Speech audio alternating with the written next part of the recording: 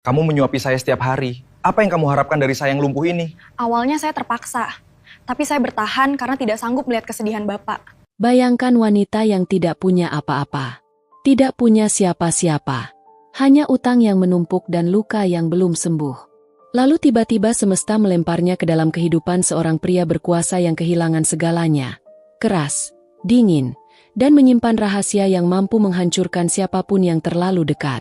Dua dunia yang tidak seharusnya bertemu. Dua luka yang tidak seharusnya saling mengenal. Tapi pertemuan itu terjadi. Dan tidak ada yang siap dengan apa yang kemudian mengubah hidup mereka selamanya. Sahabat semuanya, sebelum kita mulai cerita ini, semoga yang subscribe channel ini dimudahkan segala urusannya, dilapangkan rezekinya, disehatkan badannya, dan dikabulkan semua hajat dunia akhirat oleh Allah Subhanahu wa Ta'ala. Sekarang mari mulai ceritanya. Irma tidak pernah membayangkan hidupnya akan berakhir seperti ini. 25 tahun. Janda. Tanpa anak. Tanpa saudara. Tanpa sisa tabungan yang cukup untuk membayar kontrakan bulan depan. Ia berdiri di depan cermin retak di kamar sempitnya. Memandangi wajahnya sendiri. Ada lingkaran hitam di bawah matanya. Ada garis tipis di sudut bibirnya yang terbentuk bukan dari senyum, tapi dari terlalu sering menahan tangis.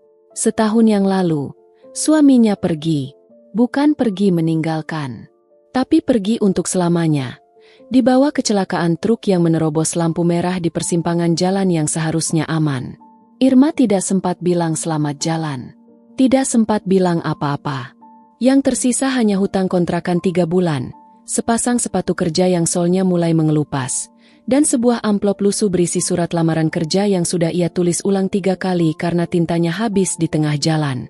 Pagi itu, Irma mengetatkan tali sepatunya, mengambil tasnya, dan pergi. Rumah itu berdiri di ujung jalan perumahan elit, dikelilingi pagar besi hitam setinggi 2 meter dan tanaman-tanaman yang dipangkas rapi oleh tangan-tangan yang digaji khusus untuk itu saja. Irma berdiri di depan pagar, memandangi rumah tersebut dari luar. Perutnya bergolak, bukan lapar, tapi gugup yang mengiris-iris. Ia sudah mendengar ceritanya. Siapa yang tidak tahu Arkan Dwi Putra di lingkungan ini? Pengusaha muda 30 tahun, tampan, kaya, dan 2 tahun lalu mengalami kecelakaan yang melumpuhkan kedua kakinya. Orang-orang di luar pagarnya berbisik macam-macam. Ada yang bilang ia menjadi gila sejak lumpuh. Ada yang bilang ia sudah memecat 12 pembantu dalam waktu setahun. Ada yang bilang ia melempar piring ke wajah perawatnya. Irma menelan ludah. Ia menekan bel pagar. Perempuan tua bernama Bulastri, kepala rumah tangga di sana, membuka pintu dengan ekspresi datar yang sepertinya sudah permanen menempel di wajahnya. "Kamu yang melamar untuk posisi asisten pribadi?" "Ya, Bu." Bulastri menatapnya dari ujung kepala hingga ujung kaki. Lama, seperti menaksir harga barang di pasar yang sudah agak lecek. "Tugasmu sederhana," kata Bulastri akhirnya. "Menemani, merawat, dan menyuapi Pak Arkan 3 kali sehari. Tapi saya perlu kasih tahu satu hal sebelum kamu masuk." Irma mengangguk. "Semua yang keluar dari rumah ini sebelum kamu sudah tidak tahan lebih dari sebulan. Bukan karena pekerjaannya berat, tapi karena orangnya." Irma tidak menjawab. Ia hanya mengangguk sekali lagi, lebih pelan. Bulastri membukakan pintu lebih lebar. Arkan Dwi Putra duduk di kursi rodanya di dekat jendela besar yang menghadap taman belakang. Punggungnya tegak meski ia duduk. Rambutnya sedikit awut-awutan, tapi bahunya tetap kokoh seperti orang yang terbiasa tidak minta tolong siapa-siapa. Irma masuk dengan nampan di tangannya. Semangkuk bubur ayam hangat, segelas air putih, dan serbet bersih yang sudah ia lipat rapi. "Selamat pagi, Pak. Saya Irma. Mulai hari ini saya yang akan." "Taruh di meja. Keluar." Suaranya bukan tinggi, bukan kasar dalam artian berteriak, tapi ada sesuatu di dalam nadanya yang langsung membuat orang ingin mundur. Irma berhenti sejenak. Lalu ia meletakkan nampan di meja samping, persis seperti yang diperintahkan. Tapi ia tidak keluar. "Pak Arkan perlu disuapi. Itu bagian dari tugas saya." "Hening, Arkan memutar kursi rodanya perlahan hingga ia berhadapan langsung dengan Irma. Matanya tajam. Bukan marah, tapi seperti orang yang sudah sangat lelah melihat orang-orang di sekitarnya dan tidak menemukan satupun yang ia percaya.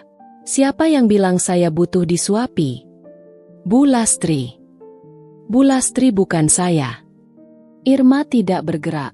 Jantungnya berdegup kencang, tapi kakinya tetap di tempat. Tapi makanan ini akan dingin kalau tidak segera dimakan, Pak. Arkan menatapnya beberapa detik. Lama sekali. Lalu ia berpaling kembali ke jendela. Saya tidak lapar.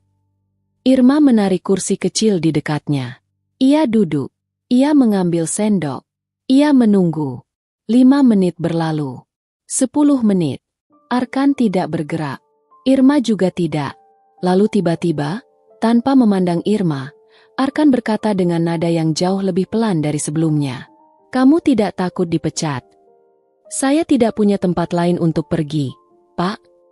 Hening lagi, tapi kali ini berbeda. Lebih lunak, seperti udara setelah hujan. Arkan memutar kursi rodanya kembali menghadap meja. Ia tidak berkata apa-apa. Ia hanya membuka mulutnya sedikit. Irma mengambil sesendok bubur. Ia meniupnya pelan. Lalu ia menyodorkannya. Arkan memakannya. Tanpa berterima kasih. Tanpa menatap Irma sekalipun. Tapi ia memakannya. Sampai habis. Irma membereskan nampan dengan tangan yang sedikit gemetar. Ia berbalik, berjalan keluar. Dan baru ketika pintu kamar itu tertutup di belakangnya, ia menyandarkan punggungnya ke dinding dan memejamkan matanya. Ia tidak tahu apakah ini awal dari sesuatu. Atau justru awal dari sesuatu yang akan menghancurkannya perlahan-lahan. Hari kedua lebih berat dari hari pertama. Bukan karena pekerjaannya lebih sulit, tapi karena Irma tahu sekarang apa yang sedang ia hadapi. Kemarin adalah kejutan. Hari ini adalah kenyataan. Ia tiba pukul 6 pagi, sebelum matahari benar-benar naik. Bu Lastri sudah ada di dapur, menyiapkan sarapan dengan gerakan yang hafal dan cepat seperti mesin. Irma langsung mengambil posisinya, menyiapkan nampan, menghangatkan bubur, memotong buah-buahan kecil yang sudah dikupas menjadi potongan lebih kecil lagi agar mudah dikunyah. Tidak ada yang mengajarinya itu. Ia hanya memikirkannya sendiri tadi malam, saat berbaring di kontrakannya yang sunyi dan matanya tidak bisa terpejam. Bu Lastri melirik potongan buah itu sekilas. Tidak berkomentar. Tapi juga tidak menyuruh Irma mengubahnya. Irma menganggap itu sebagai tanda yang cukup baik. Ia mengetuk pintu kamar Arkan tepat pukul 6:30. Tidak ada jawaban. Ia mengetuk sekali lagi. Masuk. Arkan sudah duduk di kursi rodanya, menghadap jendela seperti kemarin. Tapi kali ini ada sesuatu yang berbeda. Rambutnya lebih berantakan. Dan ada gelas air di lantai dekat kursinya. Tumpah. Basah melebar di karpet krem yang mahal itu. Irma menaruh nampan di meja. Lalu ia mengambil serbet cadangan dari tasnya, berlutut, dan mulai mengelap karpet yang basah itu tanpa berkata apa-apa. Biarkan saja. Sudah terlanjur basah, Pak. Kalau dibiarkan nanti berbau. Arkan tidak menjawab. Irma mengelap sampai selesai. Ia berdiri, melipat serbet yang sudah kotor, dan baru kemudian mengambil sendok untuk mulai menyuapi. Pagi itu Arkan makan lebih cepat dari kemarin. Masih tanpa berterima kasih. Masih tanpa menatap Irma. Tapi lebih cepat. Dan Irma memutuskan untuk menyimpan pengamatan kecil itu di dalam hatinya seperti seseorang yang menyimpan koin receh di saku. Tidak berharga besar, tapi cukup untuk membuatnya tidak merasa benar-benar kosong. Siang harinya adalah giliran makan kedua. Nasi tim dengan lauk ikan kukus dan sayur bening. Irma membawa nampan, mengetuk pintu, masuk. Arkan sedang menelepon. Suaranya rendah tapi tegas. Ada angka-angka yang disebut, ada nama-nama perusahaan, ada keputusan besar yang diucapkan dengan nada seperti orang yang memutuskan mau pakai baju apa pagi ini. Irma meletakkan nampan dan berdiri menunggu di sudut ruangan. Arkan menutup teleponnya. Ia menatap Irma dengan ekspresi yang sulit dibaca. Kenapa kamu masih di sana? Menunggu Bapak selesai. Taruh saja dan keluar. Saya bisa makan sendiri. Irma mengambil sendok dan berjalan mendekatinya. Maaf, Pak, tapi tugas saya menyuapi Bapak. Kalau saya keluar dan Bapak makan sendiri lalu tidak habis atau ada yang tumpah, itu artinya saya tidak mengerjakan tugas saya dengan benar. Arkan mengerutkan dahinya. Bukan marah, tapi seperti orang yang tidak terbiasa mendengar penjelasan yang tidak bisa ia bantah. Ia tidak berkata apa-apa lagi. Irma menyuapi. Arkan makan. Diam.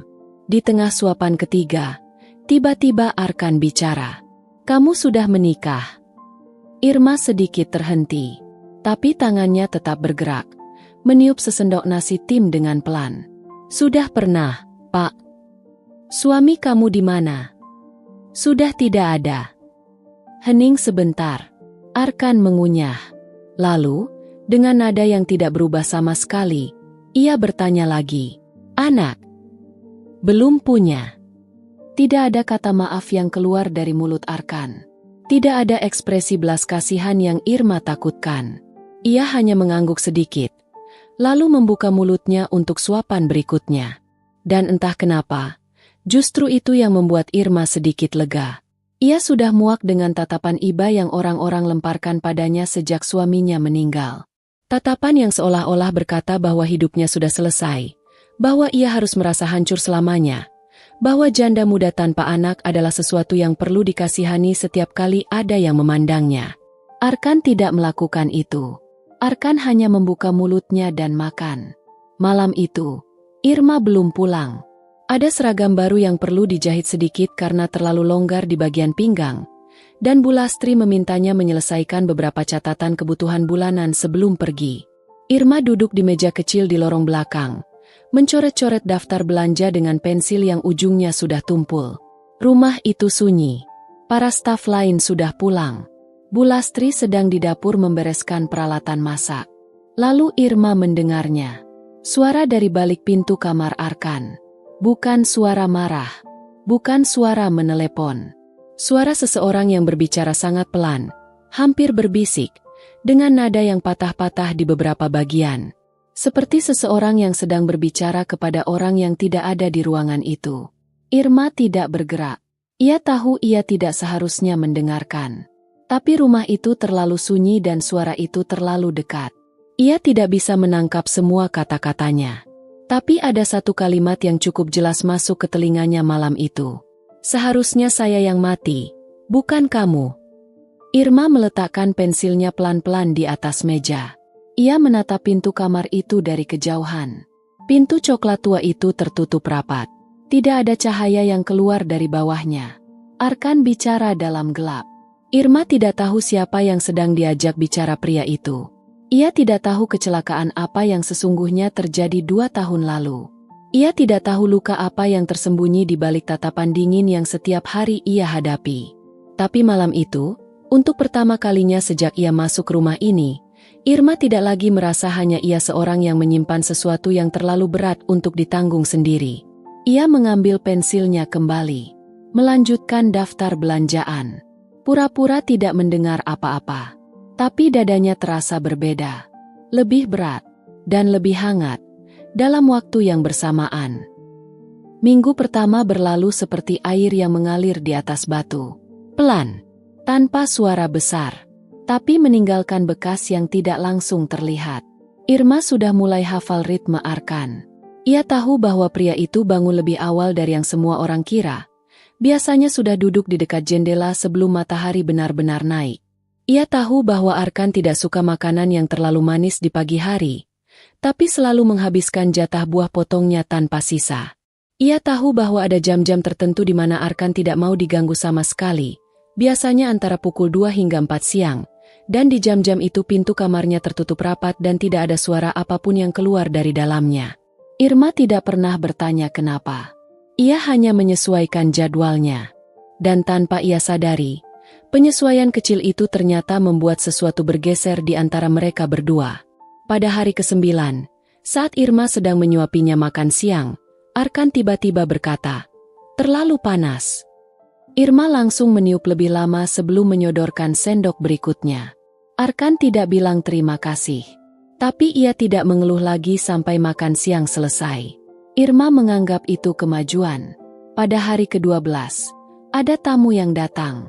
Seorang perempuan dengan tas kulit coklat tua dan sepatu hak tinggi yang bunyinya terdengar dari ujung lorong. Rambut hitamnya tersisir rapi ke belakang.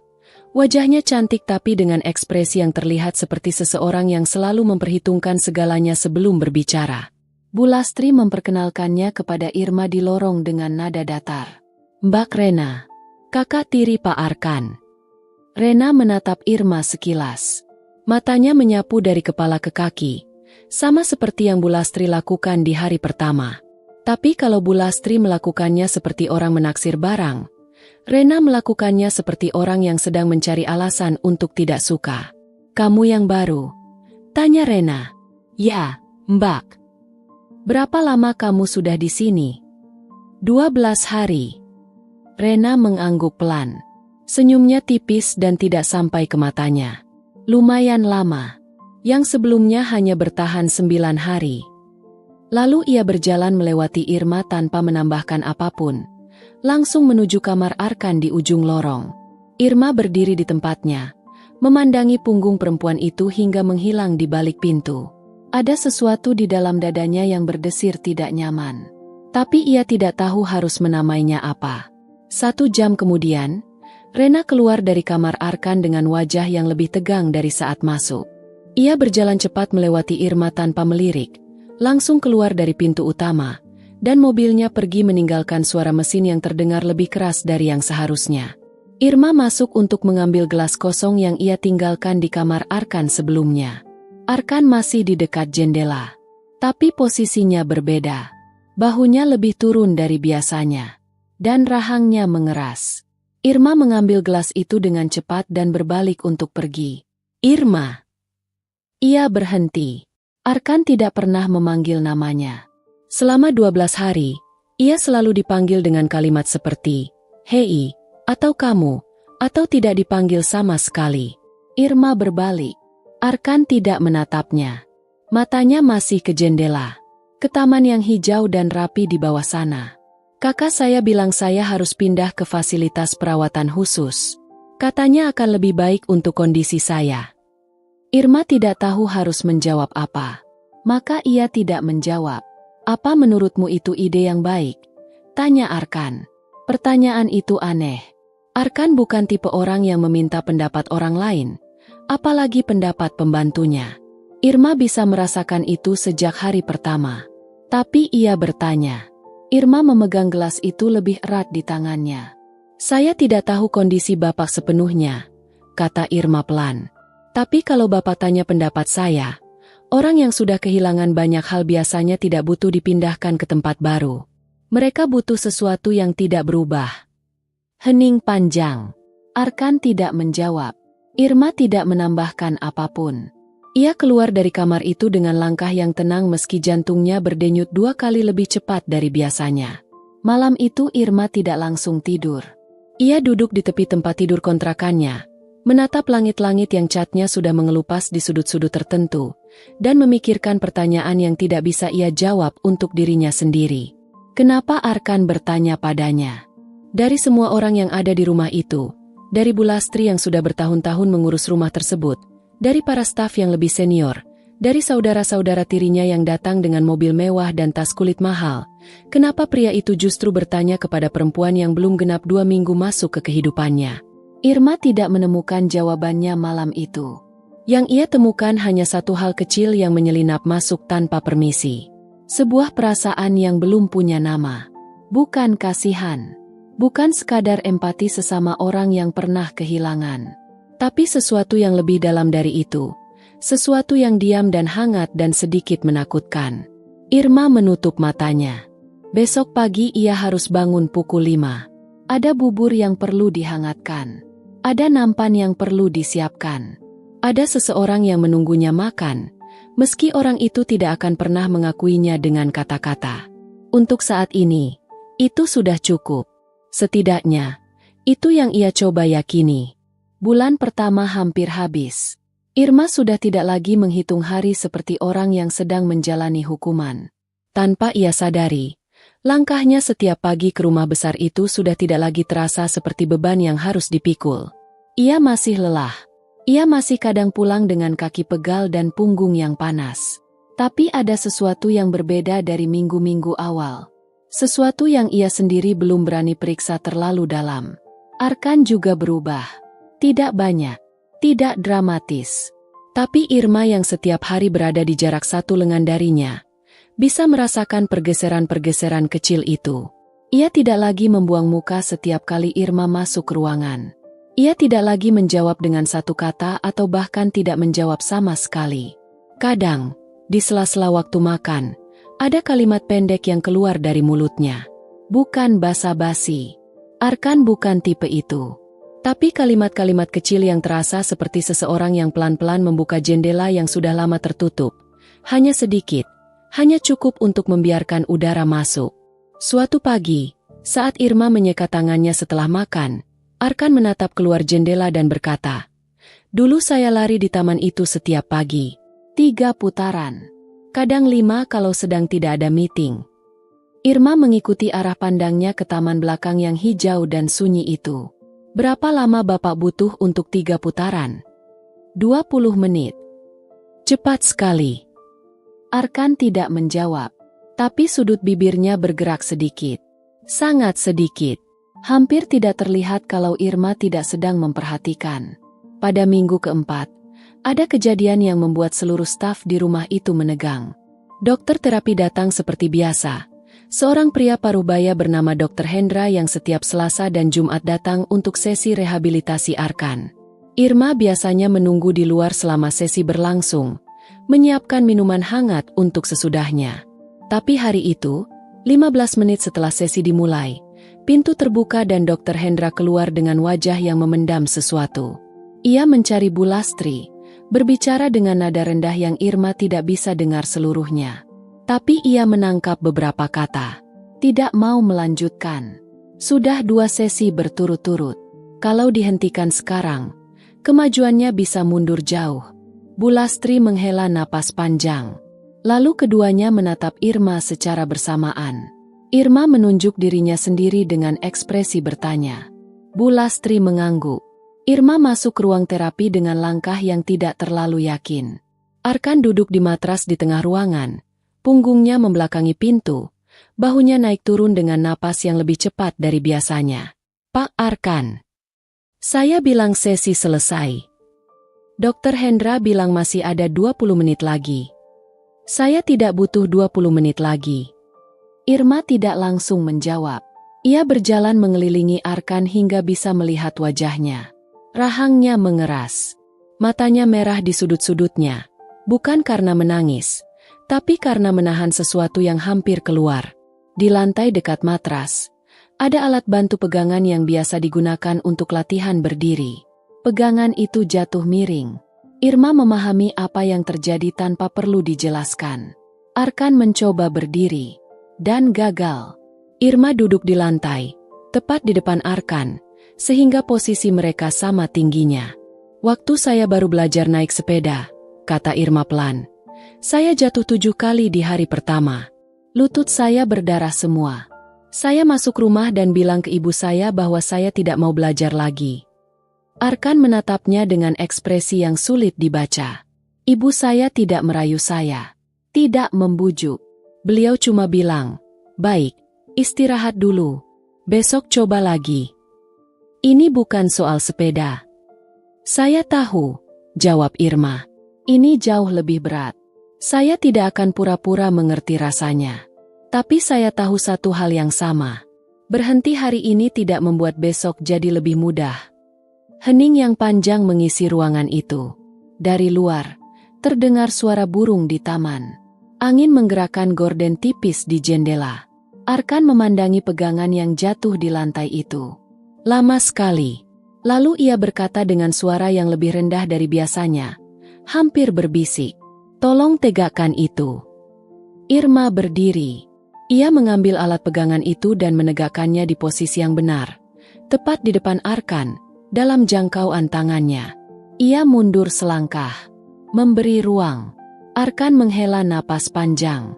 Ia meraih pegangan itu dengan kedua tangannya. Ia mendorong. Tubuhnya terangkat sebagian, gemetar, lalu turun kembali. Ia mencoba lagi. Kali ini sedikit lebih tinggi, tapi tetap tidak sampai berdiri penuh. Irma tidak bergerak, tidak menghampiri, tidak mengulurkan tangan. Karena ia tahu, ada jenis perjuangan yang justru hancur kalau terlalu banyak orang yang membantu. Arkan mencoba untuk ketiga kalinya. Dan kali ini, selama 3 detik yang terasa seperti 3 menit, ia berdiri. Lututnya gemetar hebat, napasnya berat, tapi ia berdiri. Lalu ia turun kembali ke matras, kelelahan, dengan napas yang tersengal. Irma tidak bertepuk tangan, tidak bersorak. Ia hanya berkata dengan suara yang tenang, 20 menit belum habis, Pak. Arkan mendongak menatapnya. Ada sesuatu di matanya yang berbeda dari semua hari sebelumnya. Sesuatu yang bukan lagi dingin, bukan lagi keras. Sesuatu yang rapuh. Dan justru karena itu, terasa jauh lebih nyata. Ia meraih pegangan itu lagi.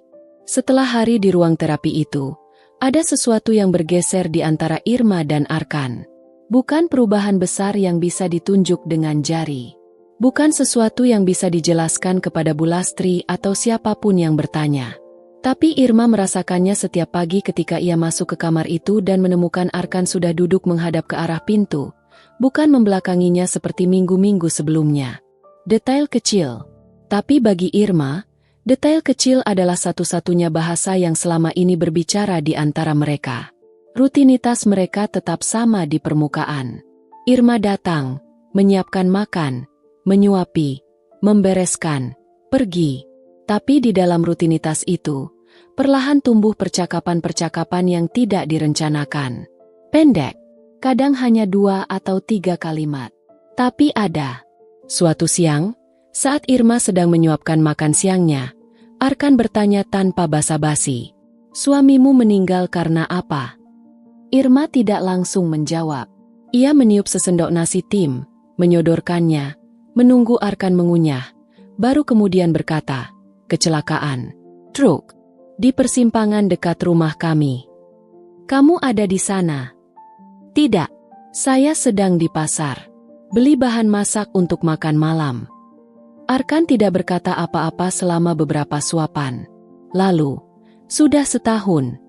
14 bulan. Lagi-lagi hening. Tapi bukan hening yang kosong. Hening yang penuh dengan sesuatu yang keduanya pilih untuk tidak ucapkan.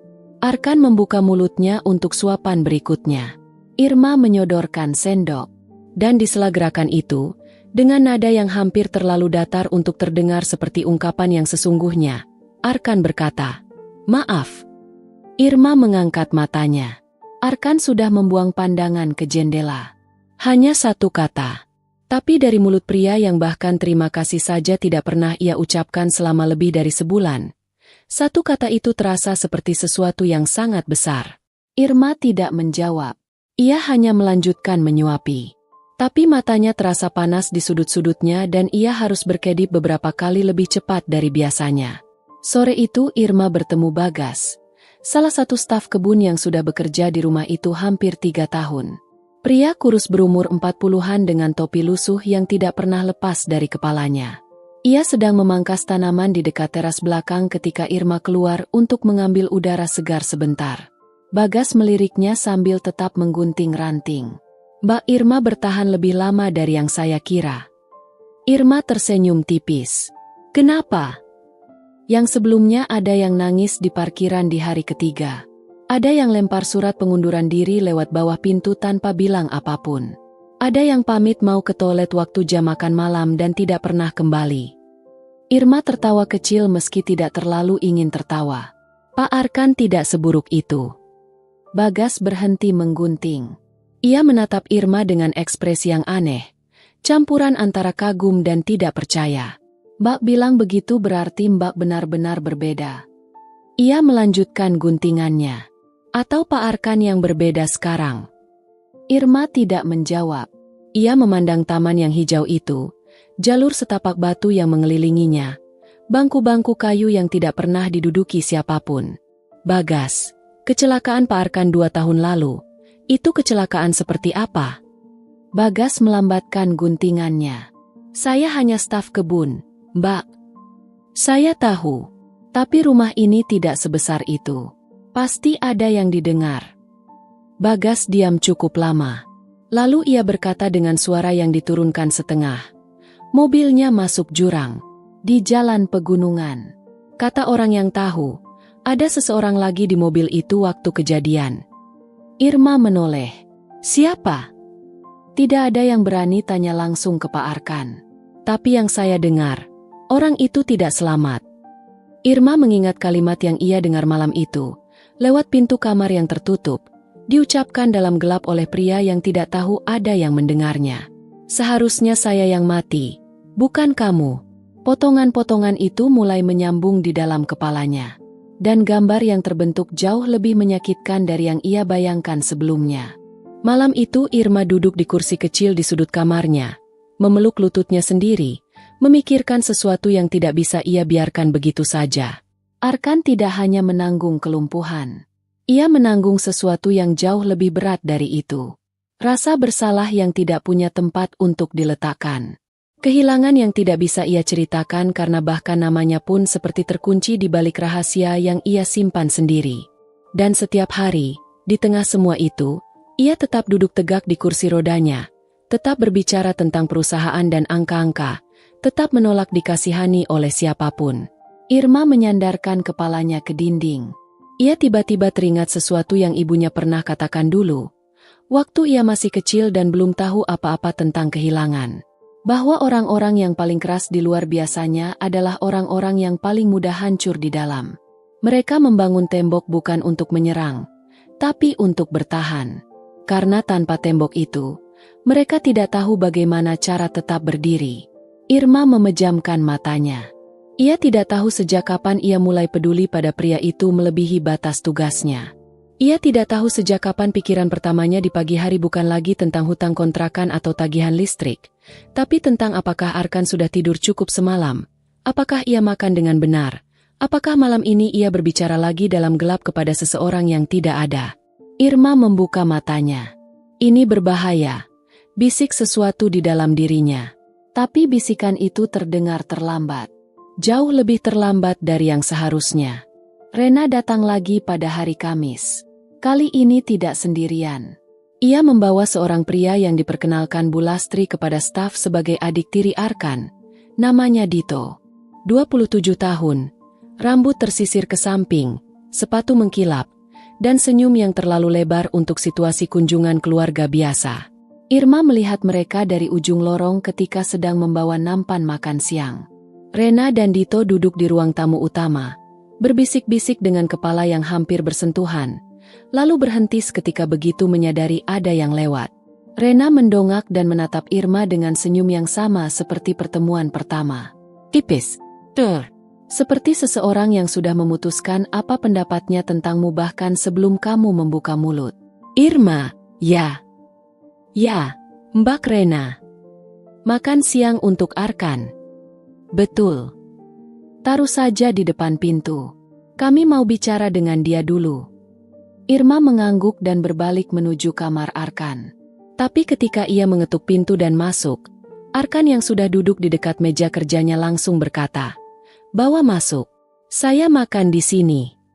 Mbak Rena dan Mas Dito mau menemui Bapak di ruang tamu. Saya tahu. Arkan tidak mengangkat matanya dari dokumen di depannya.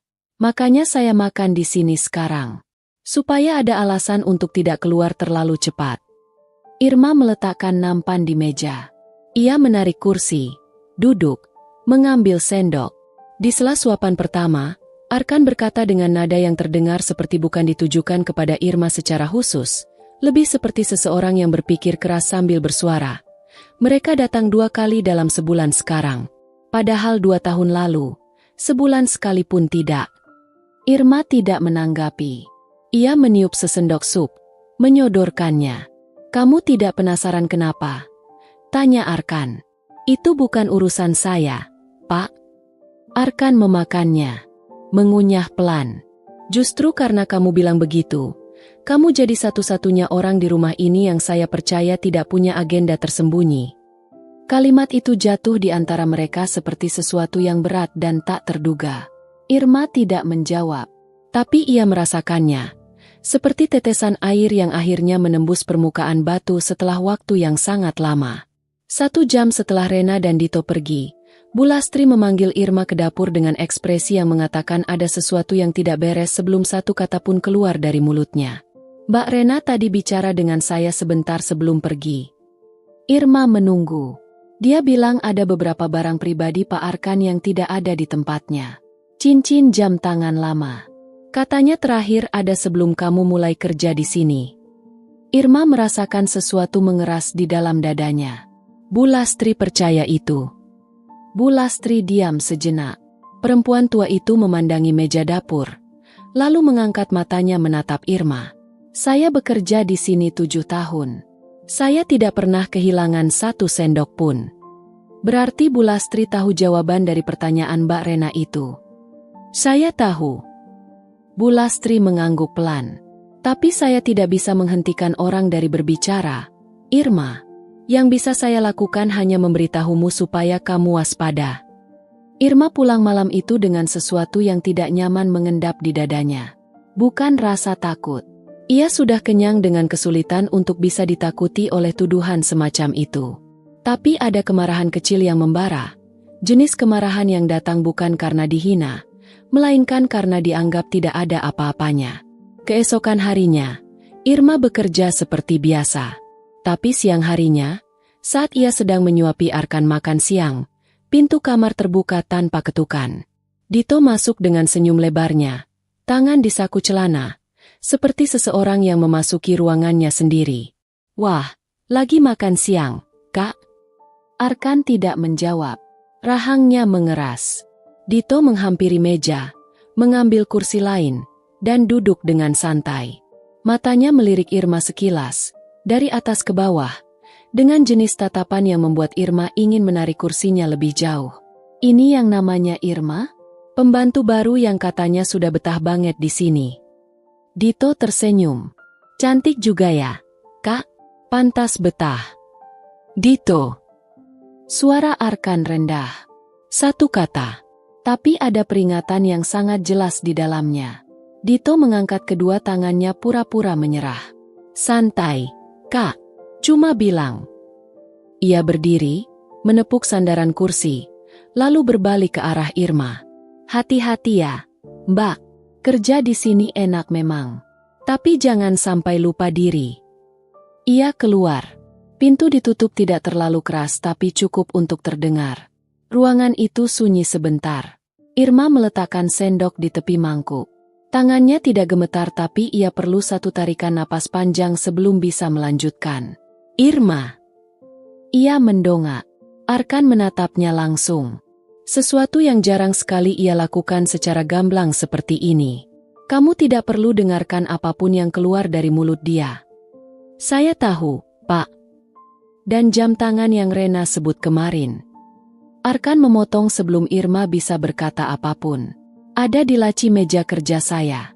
Saya yang simpan sendiri 3 minggu lalu karena rantainya longgar dan belum sempat dibawa ke tukang jam. Irma menatap Arkan. Pria itu sudah tahu. Sudah tahu dan sudah menyiapkan jawabannya. Bahkan sebelum Irma memintanya. Tenggorokan Irma terasa sesak dengan sesuatu yang tidak bisa ia telan dan tidak bisa ia keluarkan. Terima kasih, Pak. Arkan membuang muka ke jendela. Kembali menjadi Arkan yang biasa. Lanjutkan makan. Irma mengambil sendok. Tangannya kini memang sedikit gemetar. Tapi bukan karena takut. Bukan karena marah. Melainkan karena ada seseorang yang baru saja membelanya tanpa diminta. Dengan cara yang paling sunyi dan paling tulus yang pernah ia terima dari siapapun dalam hidupnya. Hujan turun deras malam itu. Irma seharusnya sudah pulang 2 jam sebelumnya. Tapi angkutan terakhir dari perumahan elit itu sudah lewat sejak pukul 8. Dan hujan yang datang tiba-tiba membuat jalanan di luar pagar berubah menjadi sungai kecil yang mengalir deras. Bu Lastri sudah pulang lebih awal karena ada urusan keluarga. Para staf lain juga sudah pergi.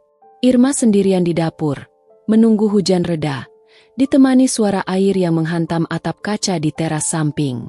Ia sedang menyeduh teh hangat untuk dirinya sendiri ketika mendengar suara dari arah kamar Arkan. Bukan suara berbicara seperti malam-malam sebelumnya, tapi suara yang berbeda. Seperti sesuatu yang jatuh, diikuti hening yang terlalu panjang. Irma meletakkan cangkirnya dan berjalan cepat ke lorong. Ia mengetuk pintu kamar Arkan. Tidak ada jawaban. Ia mengetuk sekali lagi. "Pak Arkan." Masih sunyi. Irma membuka pintu. Arkan ada di lantai. Kursi rodanya terbalik di sampingnya. Ia sudah berusaha bangkit sendiri. Kedua tangannya mendorong lantai. Tapi tubuhnya tidak cukup kuat untuk mengangkat dirinya kembali ke posisi duduk. Dahinya berkeringat. Napasnya berat. Irma langsung berlutut di sampingnya. "Bapak terjatuh? Ada yang sakit?" "Saya baik-baik saja." Suaranya keras. Tapi tubuhnya berbicara hal yang berbeda. "Bapak tidak baik-baik saja." Irma tidak membantah dengan nada tinggi. Hanya menyatakan fakta. "Biarkan saya bantu." "Saya tidak perlu." "Pak Arkan." Irma memotong dengan suara yang tetap tenang tapi tidak memberi ruang untuk ditolak. "Hujan deras. Tidak ada orang lain di rumah ini malam ini. Saya di sini. Biarkan saya membantu." Arkan diam. Rahangnya mengeras seperti biasa. Tapi kali ini kerasnya berbeda. Bukan penolakan, tapi penyerahan yang sangat mahal harganya bagi seorang pria seperti dia. Irma membantu Arkan duduk, menegakkan tubuhnya dengan perlahan, lalu mendirikan kursi roda yang terbalik dan memastikan rodanya terkunci sebelum membantu Arkan kembali duduk di atasnya. Prosesnya makan waktu hampir 10 menit. Arkan tidak bicara sepatah pun selama itu. Irma juga tidak. Setelah Arkan kembali duduk, ia menolak memandang Irma. Matanya lurus ke depan, ke titik kosong di dinding seberang. Irma berdiri. Ia merapikan selimut tipis yang terseret di lantai, menggantungkannya kembali di sandaran kursi. Lalu ia menarik kursi kecil di dekat meja dan duduk di sana. Tidak terlalu dekat, tidak terlalu jauh. "Kamu tidak perlu duduk di situ," kata Arkan akhirnya. "Di luar masih hujan deras, Pak, dan belum ada angkutan." Hening lagi. Hujan semakin keras menghantam jendela. Lalu, tanpa didahului apapun, tanpa peringatan, tanpa transisi yang masuk akal, Arkan berkata, "Namanya Bayu." Irma tidak bergerak. "Adik kandung saya. Satu-satunya." Suara Arkan rata, tapi ada getaran di bawahnya, seperti tanah yang retak sangat dalam tapi permukaannya masih terlihat utuh. 2 tahun lalu kami pergi ke Bandung bersama. Perjalanan pulang, saya yang menyetir. Hujan. Saya mengantuk tapi tidak mau mengakuinya. Irma mendengarkan. Tanpa suara, tanpa gerakan. Saya tidak ingat detail kecelakaannya. Yang saya ingat hanya target saya bangun di rumah sakit dan Bayu tidak. Arkan berhenti sebentar. Ia 23 tahun waktu itu. Belum pernah pacaran. Masih kuliah semester akhir. Sering telepon saya minta transfer uang jajan tapi selalu bilang buat keperluan buku. Sudut bibir Arkan bergerak. Tapi senyum yang hampir terbentuk itu tidak jadi keluar. Tenggelam kembali ke tempat ia menyimpan semua hal yang tidak bisa ia keluarkan. Rena dan Dito itu saudara tiri. Mereka tidak pernah dekat dengan saya. Tapi Bayu, dia anak ibu saya. Satu ibu, satu bapak. Satu-satunya keluarga yang benar-benar keluarga. Irma merasakan matanya memanas. Ia tidak berkedip supaya tidak ada yang jatuh. Saya lumpuh karena kecelakaan itu. Tapi bukan ini yang paling berat. Arkan akhirnya menoleh ke arah Irma. Matanya tidak basah. Tapi di dalamnya ada sesuatu yang jauh lebih menyakitkan dari air mata. Yang paling berat adalah bangun setiap pagi dan masih bernapas.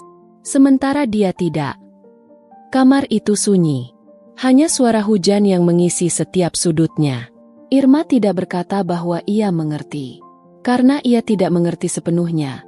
Tidak ada orang yang bisa benar-benar mengerti kehilangan orang lain. Ia tidak berkata bahwa waktu akan menyembuhkan segalanya. Karena itu adalah kalimat yang terdengar indah tapi kosong di telinga orang yang sedang tenggelam. ia hanya berkata, dengan suara yang pelan dan tidak dibuat-buat. Bayu pasti bangga punya kakak yang masih mau bertahan. Arkan tidak menjawab. Tapi untuk pertama kalinya sejak Irma mengenalnya, bahunya turun. Bukan karena menyerah, tapi karena melepaskan sedikit dari beban yang sudah terlalu lama ia pikul sendirian. Mereka duduk dalam diam yang berbeda dari diam-diam sebelumnya. Bukan diam yang penuh tembok, tapi diam yang hangat dan rapuh dan terasa seperti sesuatu yang keduanya tahu tidak akan terulang dalam waktu dekat. Hujan mulai mereda pukul 11 malam. Irma berpamitan dengan suara yang dijaga tetap biasa. Arkan tidak menjawab, hanya mengangguk sekali ke arah jendela. Tapi ketika Irma sudah di ambang pintu, ia mendengar suara Arkan satu kali lagi, sangat pelan, hampir ditelan suara hujan yang tersisa. Hati-hati di jalan. Irma berhenti 1 detik, lalu melangkah keluar. Di lorong yang sunyi itu, dalam perjalanan menuju pintu utama, untuk pertama kalinya dalam 14 bulan, Irma membiarkan 1 tetes air mata jatuh tanpa mencoba menahannya. Hanya 1. Tapi itu sudah cukup. 3 hari setelah malam hujan itu, semuanya terasa berbeda. Bukan berbeda yang bisa dilihat dari luar.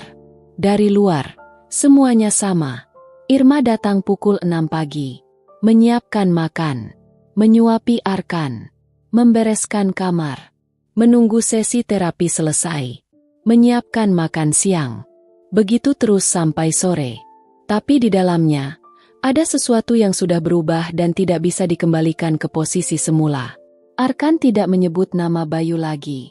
Irma tidak bertanya. Mereka berdua seperti sepakat tanpa pernah berunding bahwa malam itu adalah sesuatu yang disimpan, bukan diulang. Tapi justru karena itulah, setiap kali mereka duduk berdekatan dalam rutinitas harian mereka, ada lapisan tambahan di antara mereka yang tidak terlihat tapi terasa jelas. Irma mulai memperhatikan hal-hal kecil yang sebelumnya tidak ia perhatikan. Cara Arkan mengerutkan dahinya sedikit setiap kali makanannya terlalu hambar tapi tidak pernah mengatakannya. Cara jari-jari tangannya bergerak di atas roda kursinya ketika ia sedang berpikir keras. Seperti orang yang memainkan piano yang tidak ada. Cara matanya sesekali mencari sesuatu di luar jendela bukan dengan tatapan kosong, tapi dengan tatapan yang merindukan sesuatu yang sangat spesifik. Dan Irma tahu apa yang dirindukan itu. Jalan setapak di taman. 3 putaran. 20 menit.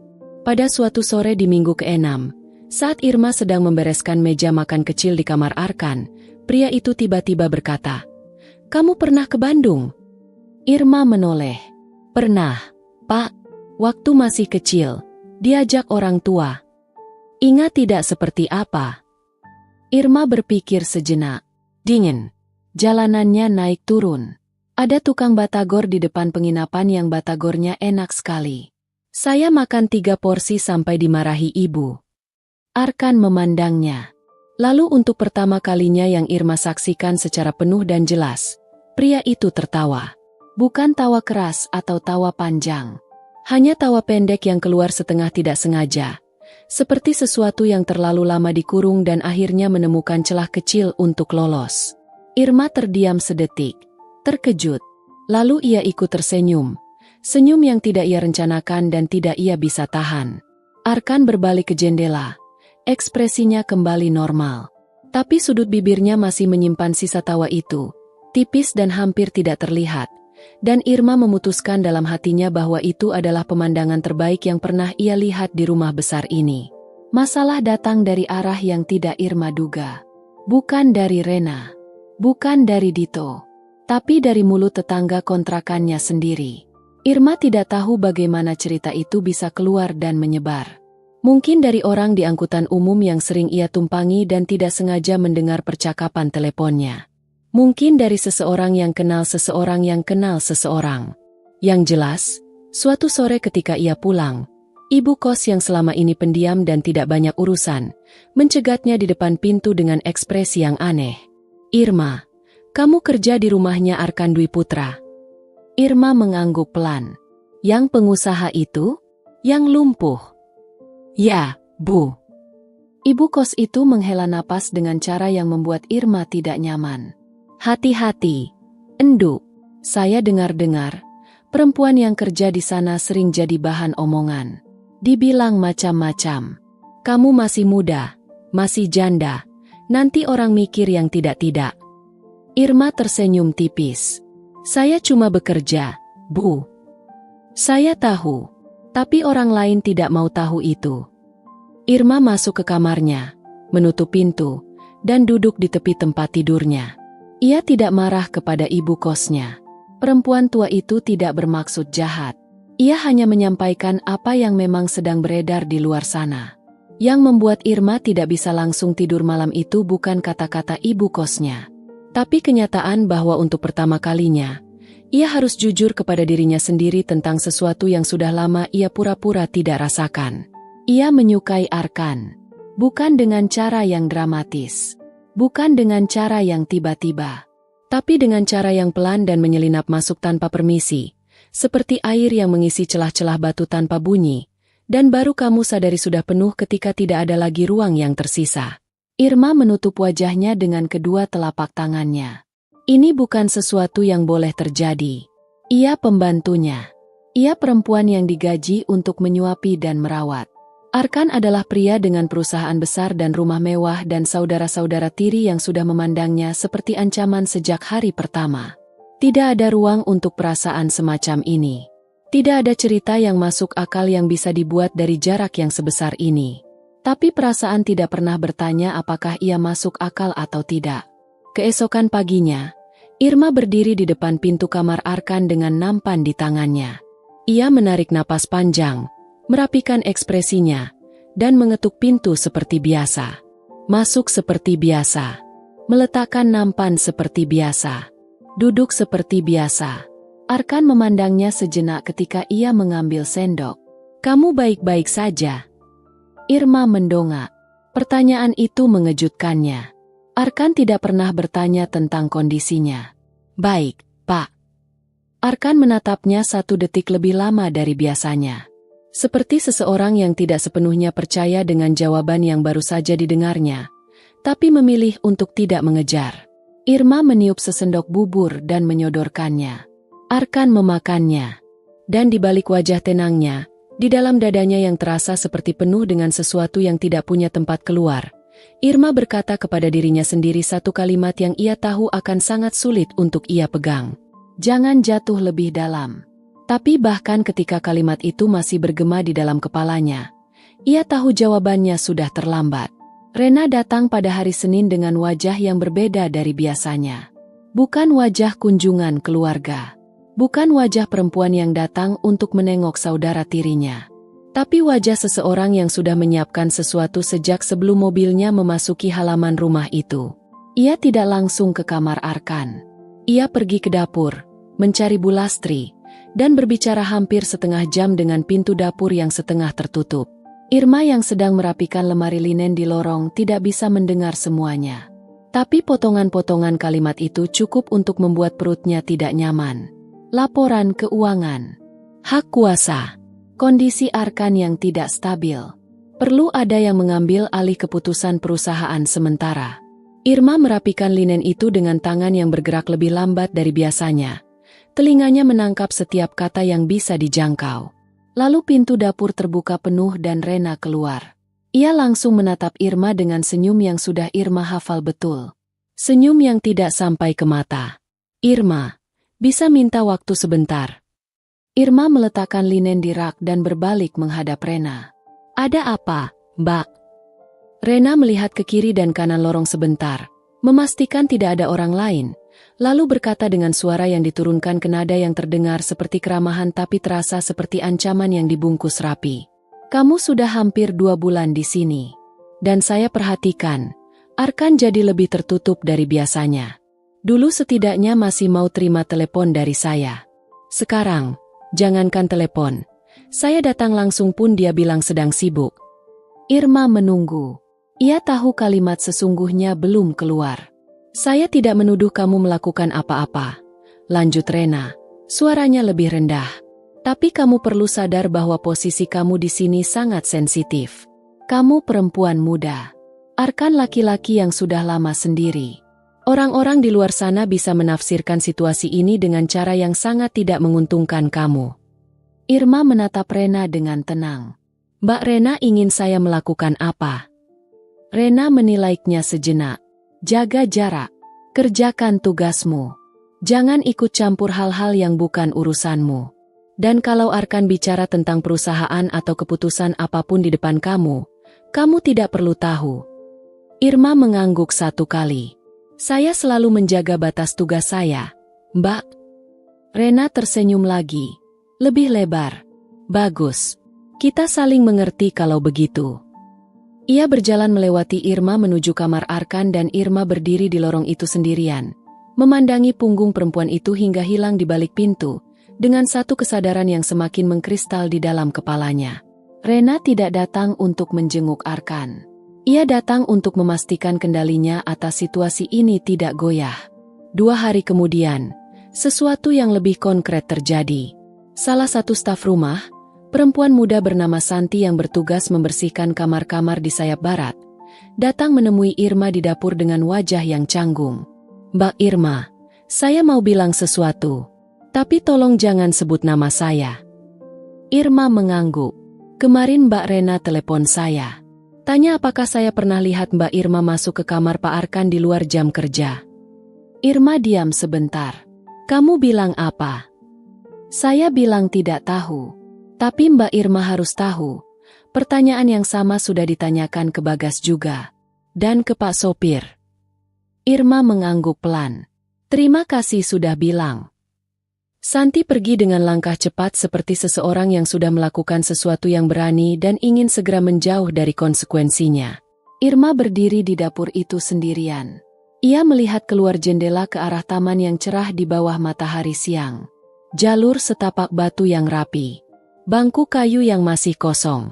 Ia berpikir tentang malam hujan itu. Tentang pintu yang ia buka karena mendengar sesuatu jatuh. Tentang Arkan di lantai. Tentang nama Bayu yang diucapkan untuk pertama kalinya ke telinga orang lain.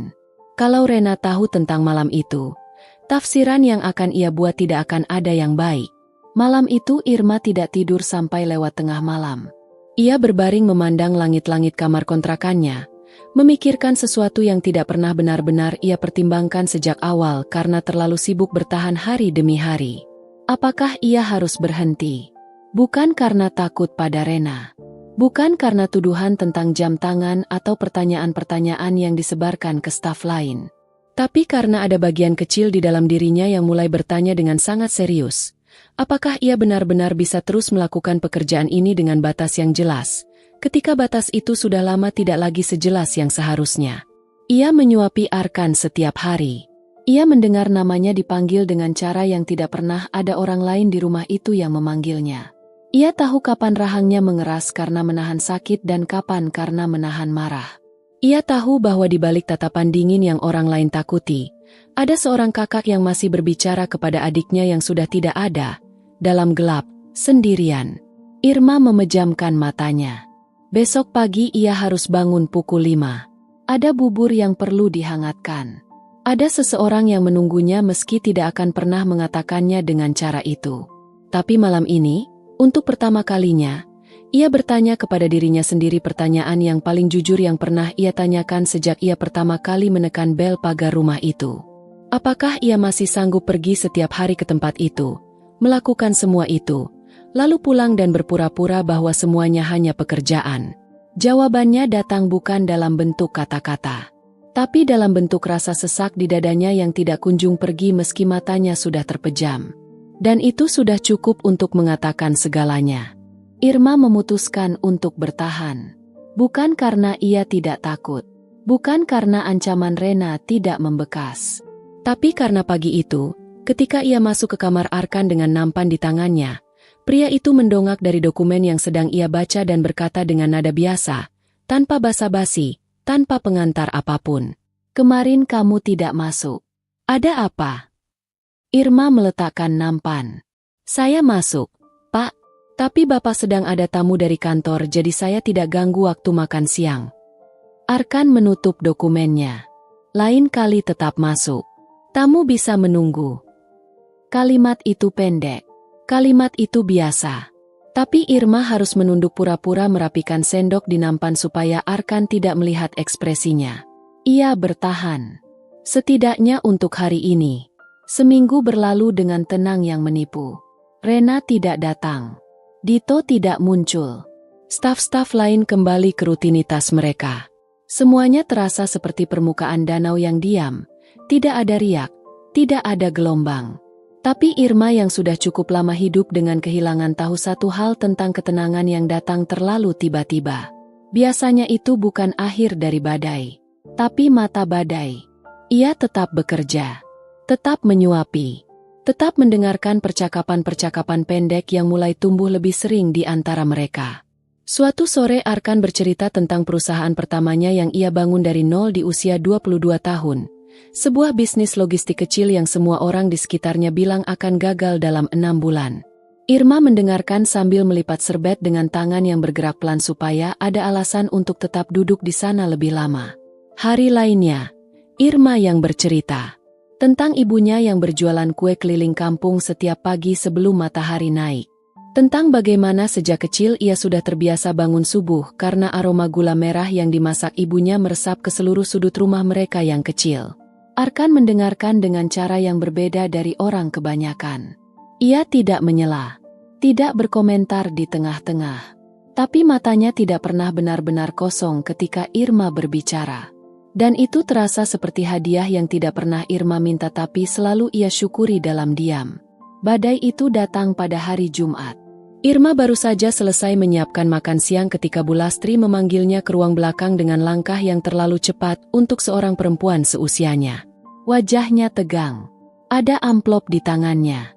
Irma, saya minta maaf. Irma menatap amplop itu. Perutnya langsung turun. Ini dari Mbak Rena. Diterima tadi pagi lewat kurir. Isinya surat pemutusan kontrak kerjamu. Berlaku hari ini. Irma tidak bergerak. Alasannya apa, Bu? Bu Lastri menghela napas panjang. Tertulis, kamu dianggap tidak profesional dalam menjalankan tugas dan terlalu banyak melampaui batas peran sebagai staf. Ada juga kata-kata soal integritas yang saya tidak mau bacakan karena saya tidak setuju dengan isinya. Irma menerima amplop itu. Ia membukanya, membacanya sendiri. Setiap kata terasa seperti tamparan yang dilapisi formalitas hukum supaya tidak terlihat seperti tamparan. Pak Arkan tahu soal ini. Bu Lastri menggeleng. Mbak Rena mengirim ini menggunakan kop surat yayasan keluarga yang memang punya kuasa administratif atas pengeluaran rumah tangga. Pak Arkan sedang ada panggilan konferensi dari tadi pagi dan belum keluar kamar. Irma melipat surat itu. Memasukkannya kembali ke amplop. Meletakkan amplop itu di atas meja dengan gerakan yang sangat terkontrol karena kalau tidak dikontrol, ia tidak tahu apa yang akan ia lakukan. Kapan saya harus keluar? Surat itu bilang hari ini. Tapi saya bisa. Tidak perlu, Bu Lastri. Irma menarik napas panjang. Saya ambil barang saya. Bu Lastri memegang lengannya sebentar. Ada sesuatu di mata perempuan tua itu yang terlihat seperti penyesalan yang dalam. Irma, kamu yang terbaik dari semua yang pernah kerja di sini. Saya harap kamu tahu itu. Irma mengangguk. Tenggorokannya terlalu sesak untuk berbicara. Ia mengambil tasnya dari loker kecil di ruang staf. Sepasang sepatu cadangan. Satu set seragam bersih yang belum sempat dipakai. Sebuah foto kecil ibunya yang selalu ia selipkan di saku tas kemanapun ia pergi. Ia berjalan melewati lorong menuju pintu utama. Di depan pintu kamar Arkan, ia berhenti. Dari balik pintu itu, masih terdengar suara Arkan berbicara dalam konferensi. Nada bisnisnya yang tegas dan tidak punya ruang untuk hal-hal di luar angka dan keputusan. Irma meletakkan tangannya di pintu itu sebentar. Hanya 1 detik. Lalu menurunkannya. Ada banyak hal yang ingin ia katakan. Bahwa ia pamit. Bahwa ia tidak mencuri apapun. Bahwa malam hujan itu bukan sesuatu yang ia rencanakan atau yang perlu disembunyikan. Bahwa nama Bayu yang ia dengar pertama kali dari balik pintu yang tertutup tidak pernah ia ceritakan kepada siapapun dan tidak akan pernah. Tapi pintu itu tertutup. Dan Arkan sedang di dalam dunianya yang lain. Irma menarik tangannya. Ia berjalan ke pintu utama, membukanya, dan keluar ke bawah sinar matahari siang yang terasa terlalu terang untuk suasana hatinya. Pagar besi hitam itu tertutup di belakangnya dengan bunyi klik yang singkat dan final. Irma berjalan menyusuri trotoar dengan langkah yang dijaga tetap tegak. Tas di bahunya, matahari di atas kepalanya, dan di dalam dadanya, sesuatu yang retak dengan cara yang tidak mengeluarkan suara sama sekali. Justru yang tanpa suara itulah yang paling sakit. Minggu pertama setelah keluar dari rumah Arkan, Irma mengisi waktunya dengan mencari kerja. Ia pergi ke warung-warung, ke rumah-rumah yang memasang pengumuman butuh asisten rumah tangga di depan pagarnya, ke agen penyalur tenaga kerja yang kantornya sempit dan berbau kertas lama di sudut pasar. Ia membawa surat lamaran yang ditulis ulang dengan tangan karena printer warnet di ujung jalan sedang rusak. Ia tersenyum di setiap pintu. Ia menjawab pertanyaan dengan sabar. Ia menunggu di bangku-bangku plastik sambil memegang tasnya di pangkuan seperti seseorang yang sedang menjaga sesuatu yang sangat berharga. Tidak ada yang menelepon kembali di minggu pertama. Di minggu kedua, ada satu tawaran. Memasak dan bersih-bersih di rumah seorang pensiunan di pinggiran kota. Berangkat pukul 5 pagi dan selesai pukul 2 siang, dengan upah yang hampir setengah dari yang ia terima di rumah Arkan. Irma menerimanya tanpa menawar. Pekerjaannya tidak berat. Bapak pensiunan itu pendiam dan tidak rewel, makan apa yang disajikan, tidur siang pukul 12 tepat, dan tidak pernah mempermasalahkan apapun. Rumahnya kecil dan rapi dan tidak ada lorong panjang, tidak ada taman belakang dengan jalur setapak batu, tidak ada jendela besar yang menghadap ke pohon-pohon yang dipangkas rapi. Irma bersyukur untuk itu, dan sekaligus tersiksa olehnya. Masalah bukan pada pekerjaannya yang baru. Masalah ada di dalam kepalanya sendiri. Setiap pagi ketika ia menyiapkan sarapan, tangannya bergerak dengan hafalan lama. Tiup dulu sebelum disodorkan. Potong lebih kecil supaya mudah dikunyah. Jangan terlalu manis di pagi hari.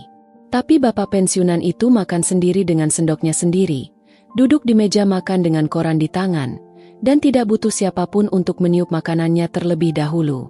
Irma berdiri di dapur dan memasak dengan tangan yang tahu apa yang harus dilakukan sementara pikirannya ada di tempat lain.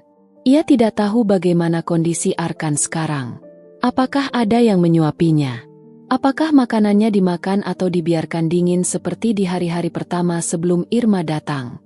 Apakah sesi terapinya tetap berjalan atau berhenti lagi seperti sebelumnya? Apakah malam-malam itu ia kembali berbicara sendiri dalam gelap? Pertanyaan-pertanyaan itu tidak pernah minta izin sebelum datang. Mereka muncul di sela-sela pekerjaan, di perjalanan naik angkutan, di malam-malam ketika Irma berbaring di kontrakannya yang sunyi dan matanya tidak bisa terpejam meski tubuhnya kelelahan. Pada suatu malam di akhir minggu kedua, Irma menangis. Bukan isak tangis yang dramatis. Hanya air mata yang mengalir diam-diam di atas bantal, pelan dan terus-menerus seperti keran yang tidak bisa ditutup rapat. Ia tidak tahu persis untuk apa ia menangis. Untuk dirinya sendiri yang sekali lagi kehilangan tempat berpijak. Untuk Arkan yang mungkin sedang kembali membuang makanannya.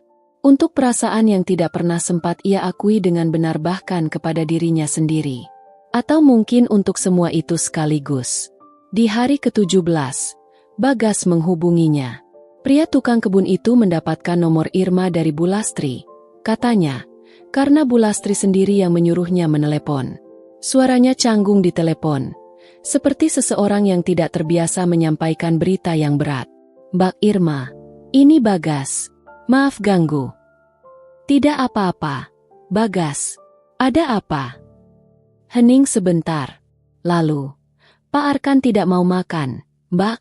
Sudah 4 hari. Irma memegang ponselnya lebih erat. Maksudnya tidak mau sama sekali. Makannya sedikit sekali. Lebih sering nolak. Ada yang coba suapin. Langsung diusir. Bu Lastri yang coba sendiri kemarin. Pak Arkan bilang suruh keluar. Dokter Hendra datang tadi pagi. Katanya kondisi fisiknya menurun. Tekanan darahnya tidak bagus. Irma memejamkan matanya sebentar. Lalu kenapa kamu hubungi saya, Bagas? Karena Bu Lastri bilang, satu-satunya orang yang pernah bisa bikin Pak Arkan makan sampai habis cuma Mbak Irma. Irma tidak menjawab langsung.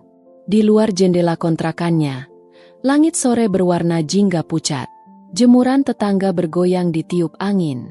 Mbak Rena yang pecat saya. Bagas, saya tidak punya hak masuk ke sana lagi. Saya tahu. Suara Bagas turun. Tapi Pak Arkan tidak tahu kamu dipecat. Mbak, Bu Lastri bilang sampai sekarang Pak Arkan masih tanya kenapa Mbak Irma tidak masuk. Irma membuka matanya. Dia bertanya. Setiap hari, Mbak, selama 4 hari ini, ada sesuatu yang bergerak di dalam dada Irma. Sesuatu yang sudah ia coba padatkan dan simpan rapat-rapat sejak hari ia berjalan keluar dari pagar besi itu dengan langkah yang dipaksakan tetap tegak. Bu Lastri tahu kamu menghubungi saya. Beliau yang minta, Mbak. Irma berdiri dari tepi tempat tidurnya. Ia berjalan ke jendela, memandang keluar ke jalan yang mulai sepi di sore hari. Pedagang es keliling mendorong gerobaknya pelan-pelan. 2 anak kecil berlarian di trotoar sambil tertawa. Hidup di luar sana berjalan seperti biasa.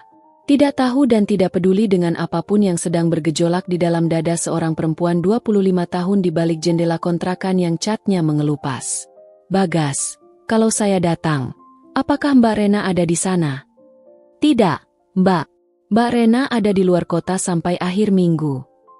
Irma menghela napas panjang. Sangat panjang. Saya tidak berjanji apapun. Tapi sampaikan ke Bu Lastri, besok pagi saya ke sana. Bagas menghela napas lega di ujung telepon. Terima kasih, Mbak Irma. Irma menutup teleponnya.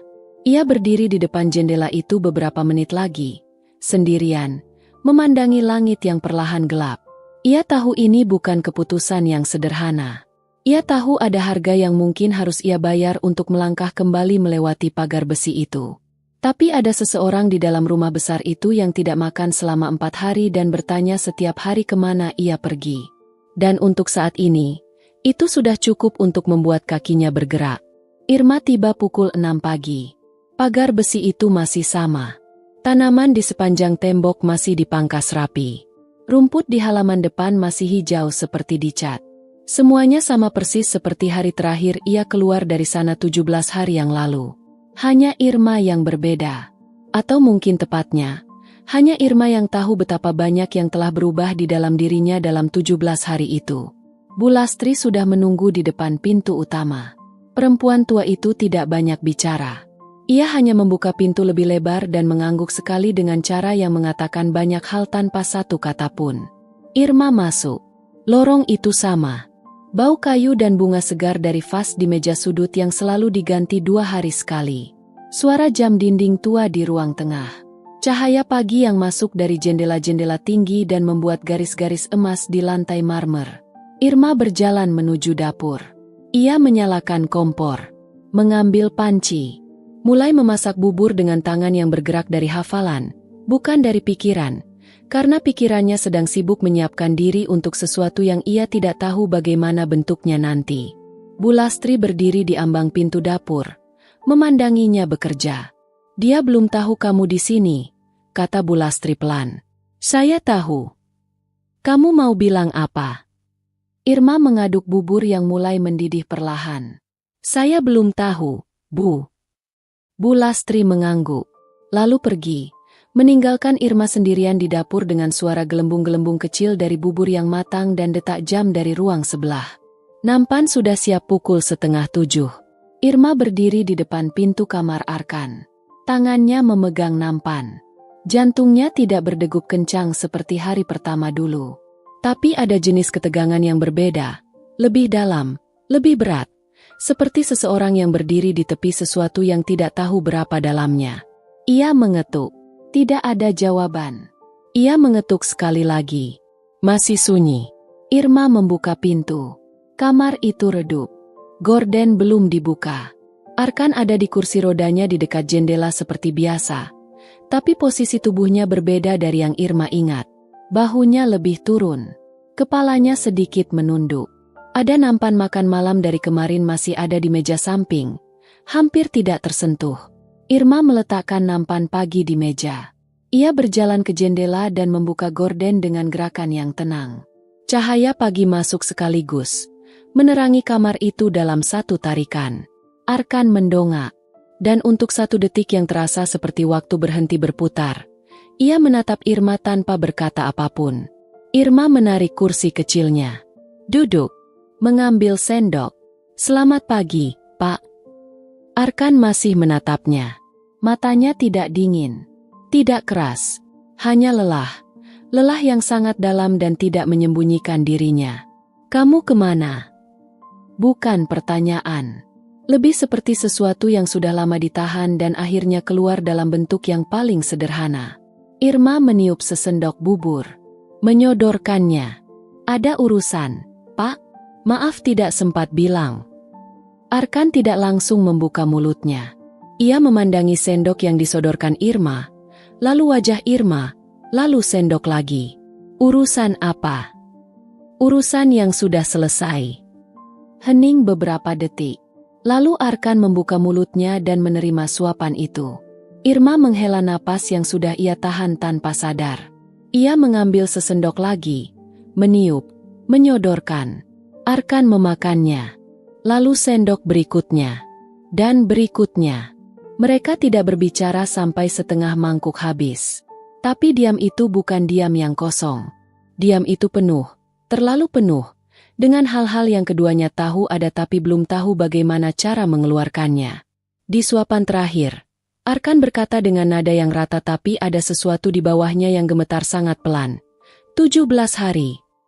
Irma mengangkat matanya. Kamu pergi 17 hari. Arkan membuang pandangan ke jendela. Saya hitung. Tenggorokan Irma terasa seperti ada yang menyumbatnya dari dalam. Ia membereskan nampan dengan tangan yang bergerak pelan. Ia melipat serbet. Ia merapikan sisa-sisa di meja dengan gerakan yang terkontrol dan rapi supaya ada sesuatu yang bisa dikerjakan tangannya sementara ia mencari cara untuk tetap bernapas dengan normal. Tidak akan terjadi lagi, kata Irma akhirnya. Suaranya tenang. Lebih tenang dari yang ia kira bisa ia keluarkan. Arkan tidak menjawab, tapi ia mengangguk. 1 kali. Kecil. Tapi Irma melihatnya. Sore harinya, Bu Lastri memanggilnya ke dapur dengan ekspresi yang berbeda dari pagi tadi. Mbak Rena telepon tadi. Irma berhenti mengeringkan piring di tangannya. Dia tahu kamu di sini. Entah dari mana. Bu Lastri meletakkan tangannya di meja. Dia bilang kalau kamu masih ada di sini saat dia kembali akhir minggu ini, dia akan membawa masalah ini ke jalur yang lebih formal. Maksudnya, dia bilang ada cukup bukti untuk melaporkan kamu atas tuduhan pelanggaran kontrak dan penyalahgunaan kepercayaan. Irma meletakkan piring itu pelan-pelan di rak. Sangat pelan. Seperti seseorang yang sedang mengendalikan sesuatu yang ingin meledak. Bukti apa yang dia punya, Bu? Bu Lastri menggeleng. Saya tidak tahu. Tapi Rena bukan orang yang bicara tanpa persiapan. Irma berdiri di dapur itu, memandangi dinding keramik putih di depannya. Di luar, Bagas sedang menyiram tanaman. Suara air dari selangnya terdengar seperti hujan kecil yang jauh. Ia berpikir tentang malam hujan itu. Tentang pintu yang ia buka. Tentang Arkan di lantai. Tentang percakapan yang tidak seharusnya ia dengar tapi sudah terlanjur mengubah segalanya. Ia berpikir tentang Arkan yang tadi pagi menerima suapannya setelah 17 hari tidak mau makan dengan benar. Tentang pria itu yang diam-diam menghitung hari kepergiannya. Irma menutup matanya sebentar, lalu membukanya kembali. Kalau begitu saya perlu bicara dengan Pak Arkan sebelum akhir minggu ini, Bu Lastri. Perempuan tua itu menatapnya dengan campuran khawatir dan sesuatu yang terlihat seperti harapan yang hati-hati. Kamu yakin? Irma mengambil celemeknya dari gantungan di dinding, melipat rapi, dan meletakkannya di atas meja. Tidak, jawab Irma jujur. Tapi saya lebih tidak yakin kalau saya diam saja. Irma menunggu sampai malam. Bukan karena ia tidak punya keberanian untuk berbicara lebih awal. Tapi karena ia tahu Arkan. Ia tahu bahwa pria itu paling bisa mendengar bukan di siang hari ketika pikirannya penuh dengan telepon dan dokumen dan keputusan-keputusan bisnis yang tidak bisa ditunda. Tapi di malam hari, ketika rumah sudah sunyi dan tidak ada lagi alasan untuk bersembunyi di balik kesibukannya sendiri. Irma mengetuk pintu kamar Arkan pukul 8 malam. Masuk. Arkan sedang membaca di bawah lampu meja. Kacamata baca yang Irma baru tahu ia miliki bertengger di ujung hidungnya, membuatnya terlihat berbeda dari biasanya. Lebih manusiawi. Lebih seperti seseorang yang bisa lelah dan bisa salah dan bisa terluka seperti orang-orang biasa pada umumnya. Irma menutup pintu di belakangnya. Ia tidak membawa nampan. Tidak ada alasan formal untuk kunjungan ini. Arkan menurunkan bukunya. Ia menatap Irma dengan ekspresi yang menunggu. Ada apa? Irma berdiri di tengah ruangan. Tidak duduk. Karena ia tahu kalau ia duduk, ia mungkin kehilangan keberanian yang sudah ia kumpulkan sepanjang hari ini. Pak Arkan perlu tahu sesuatu. Tentang kenapa saya pergi 17 hari lalu. Arkan tidak bergerak. Saya tidak pergi atas kemauan saya sendiri. Saya dipecat oleh Mbak Rena menggunakan kop surat yayasan keluarga. Surat pemecatannya datang lewat kurir di hari Jumat, saat Bapak sedang konferensi. Bu Lastri yang menerimanya. Kamar itu sunyi. Jam di dinding berdetak. Angin menggerakkan gorden di jendela yang terbuka setengah. Arkan melepas kacamata bacanya. Pelan. Ia meletakkannya di atas buku. Matanya tidak meninggalkan wajah Irma. Alasannya apa yang tertulis di surat itu? Pelanggaran profesionalisme, melampaui batas peran, dan ada kata-kata soal integritas yang saya tidak akan ulangi karena tidak benar. Rahang Arkan mengeras, bukan kepada Irma.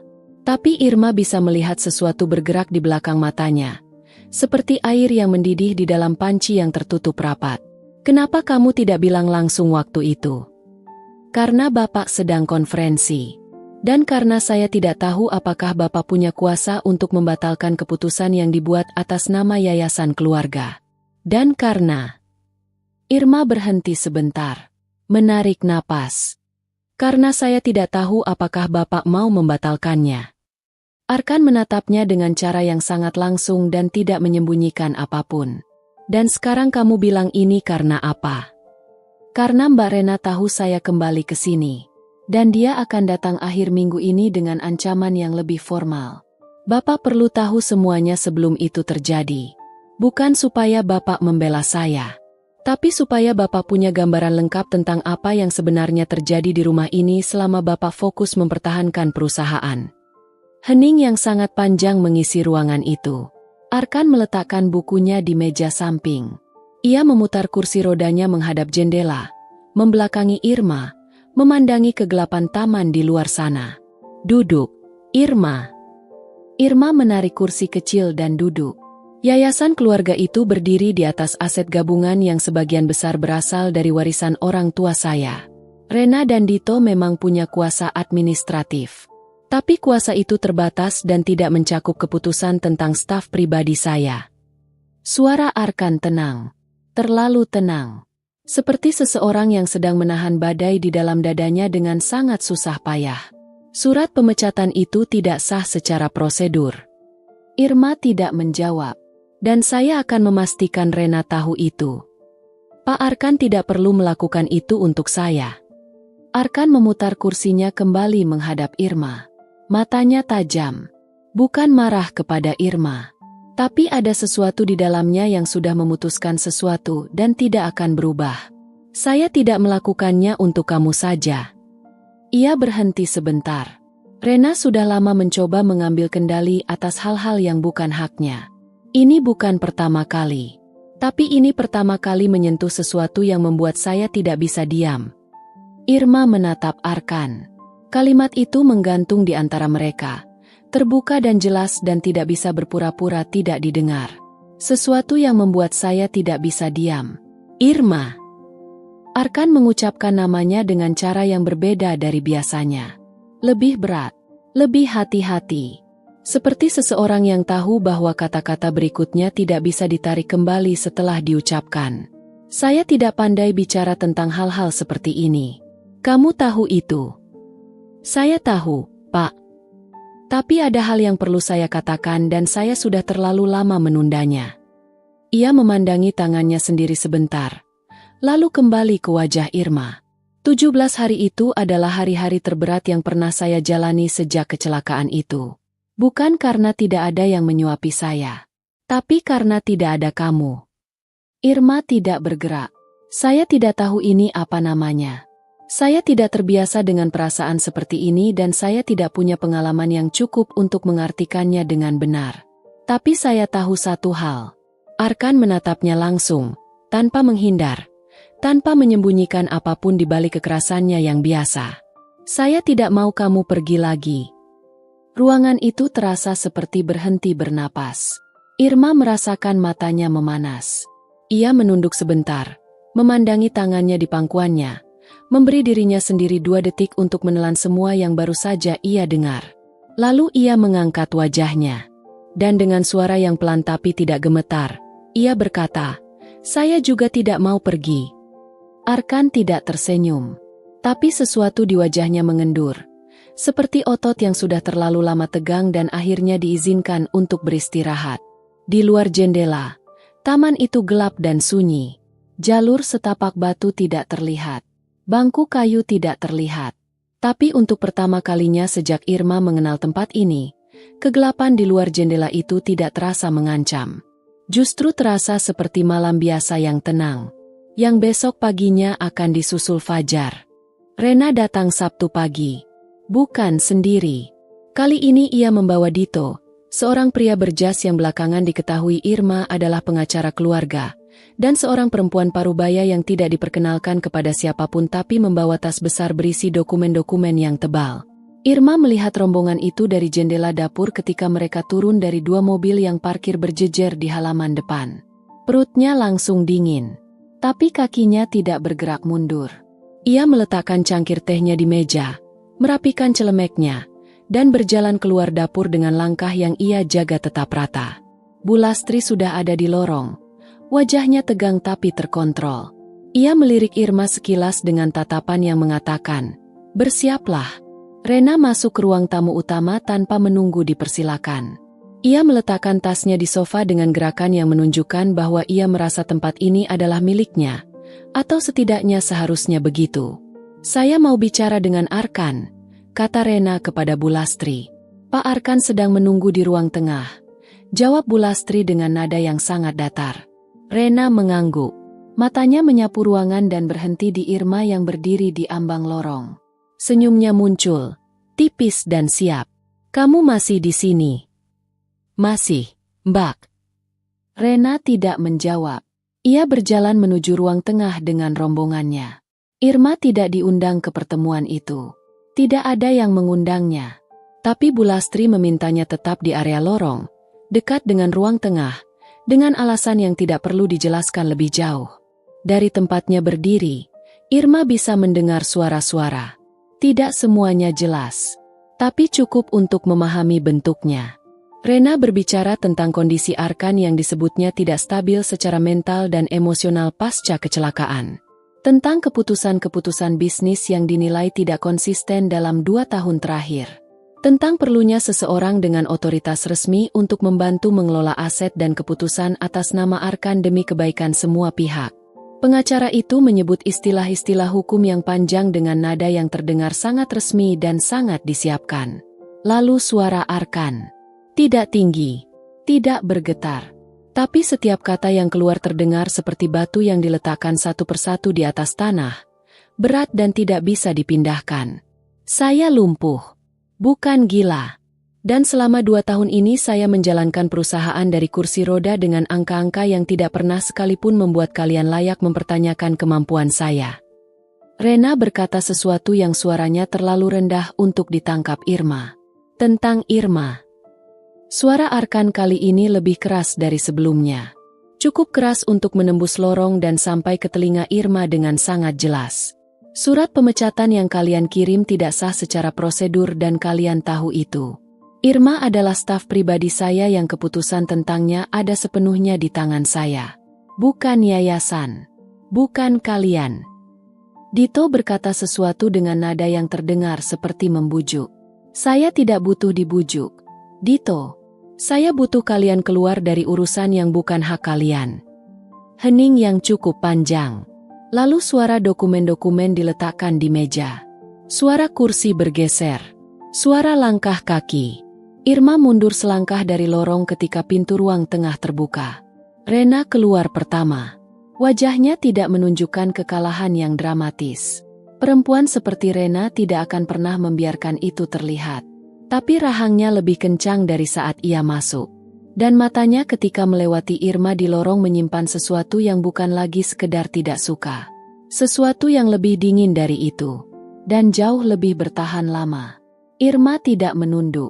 Ia menatap balik dengan tenang sampai Rena dan seluruh rombongannya keluar dari pintu utama dan suara mesin mobil mereka menghilang dari halaman.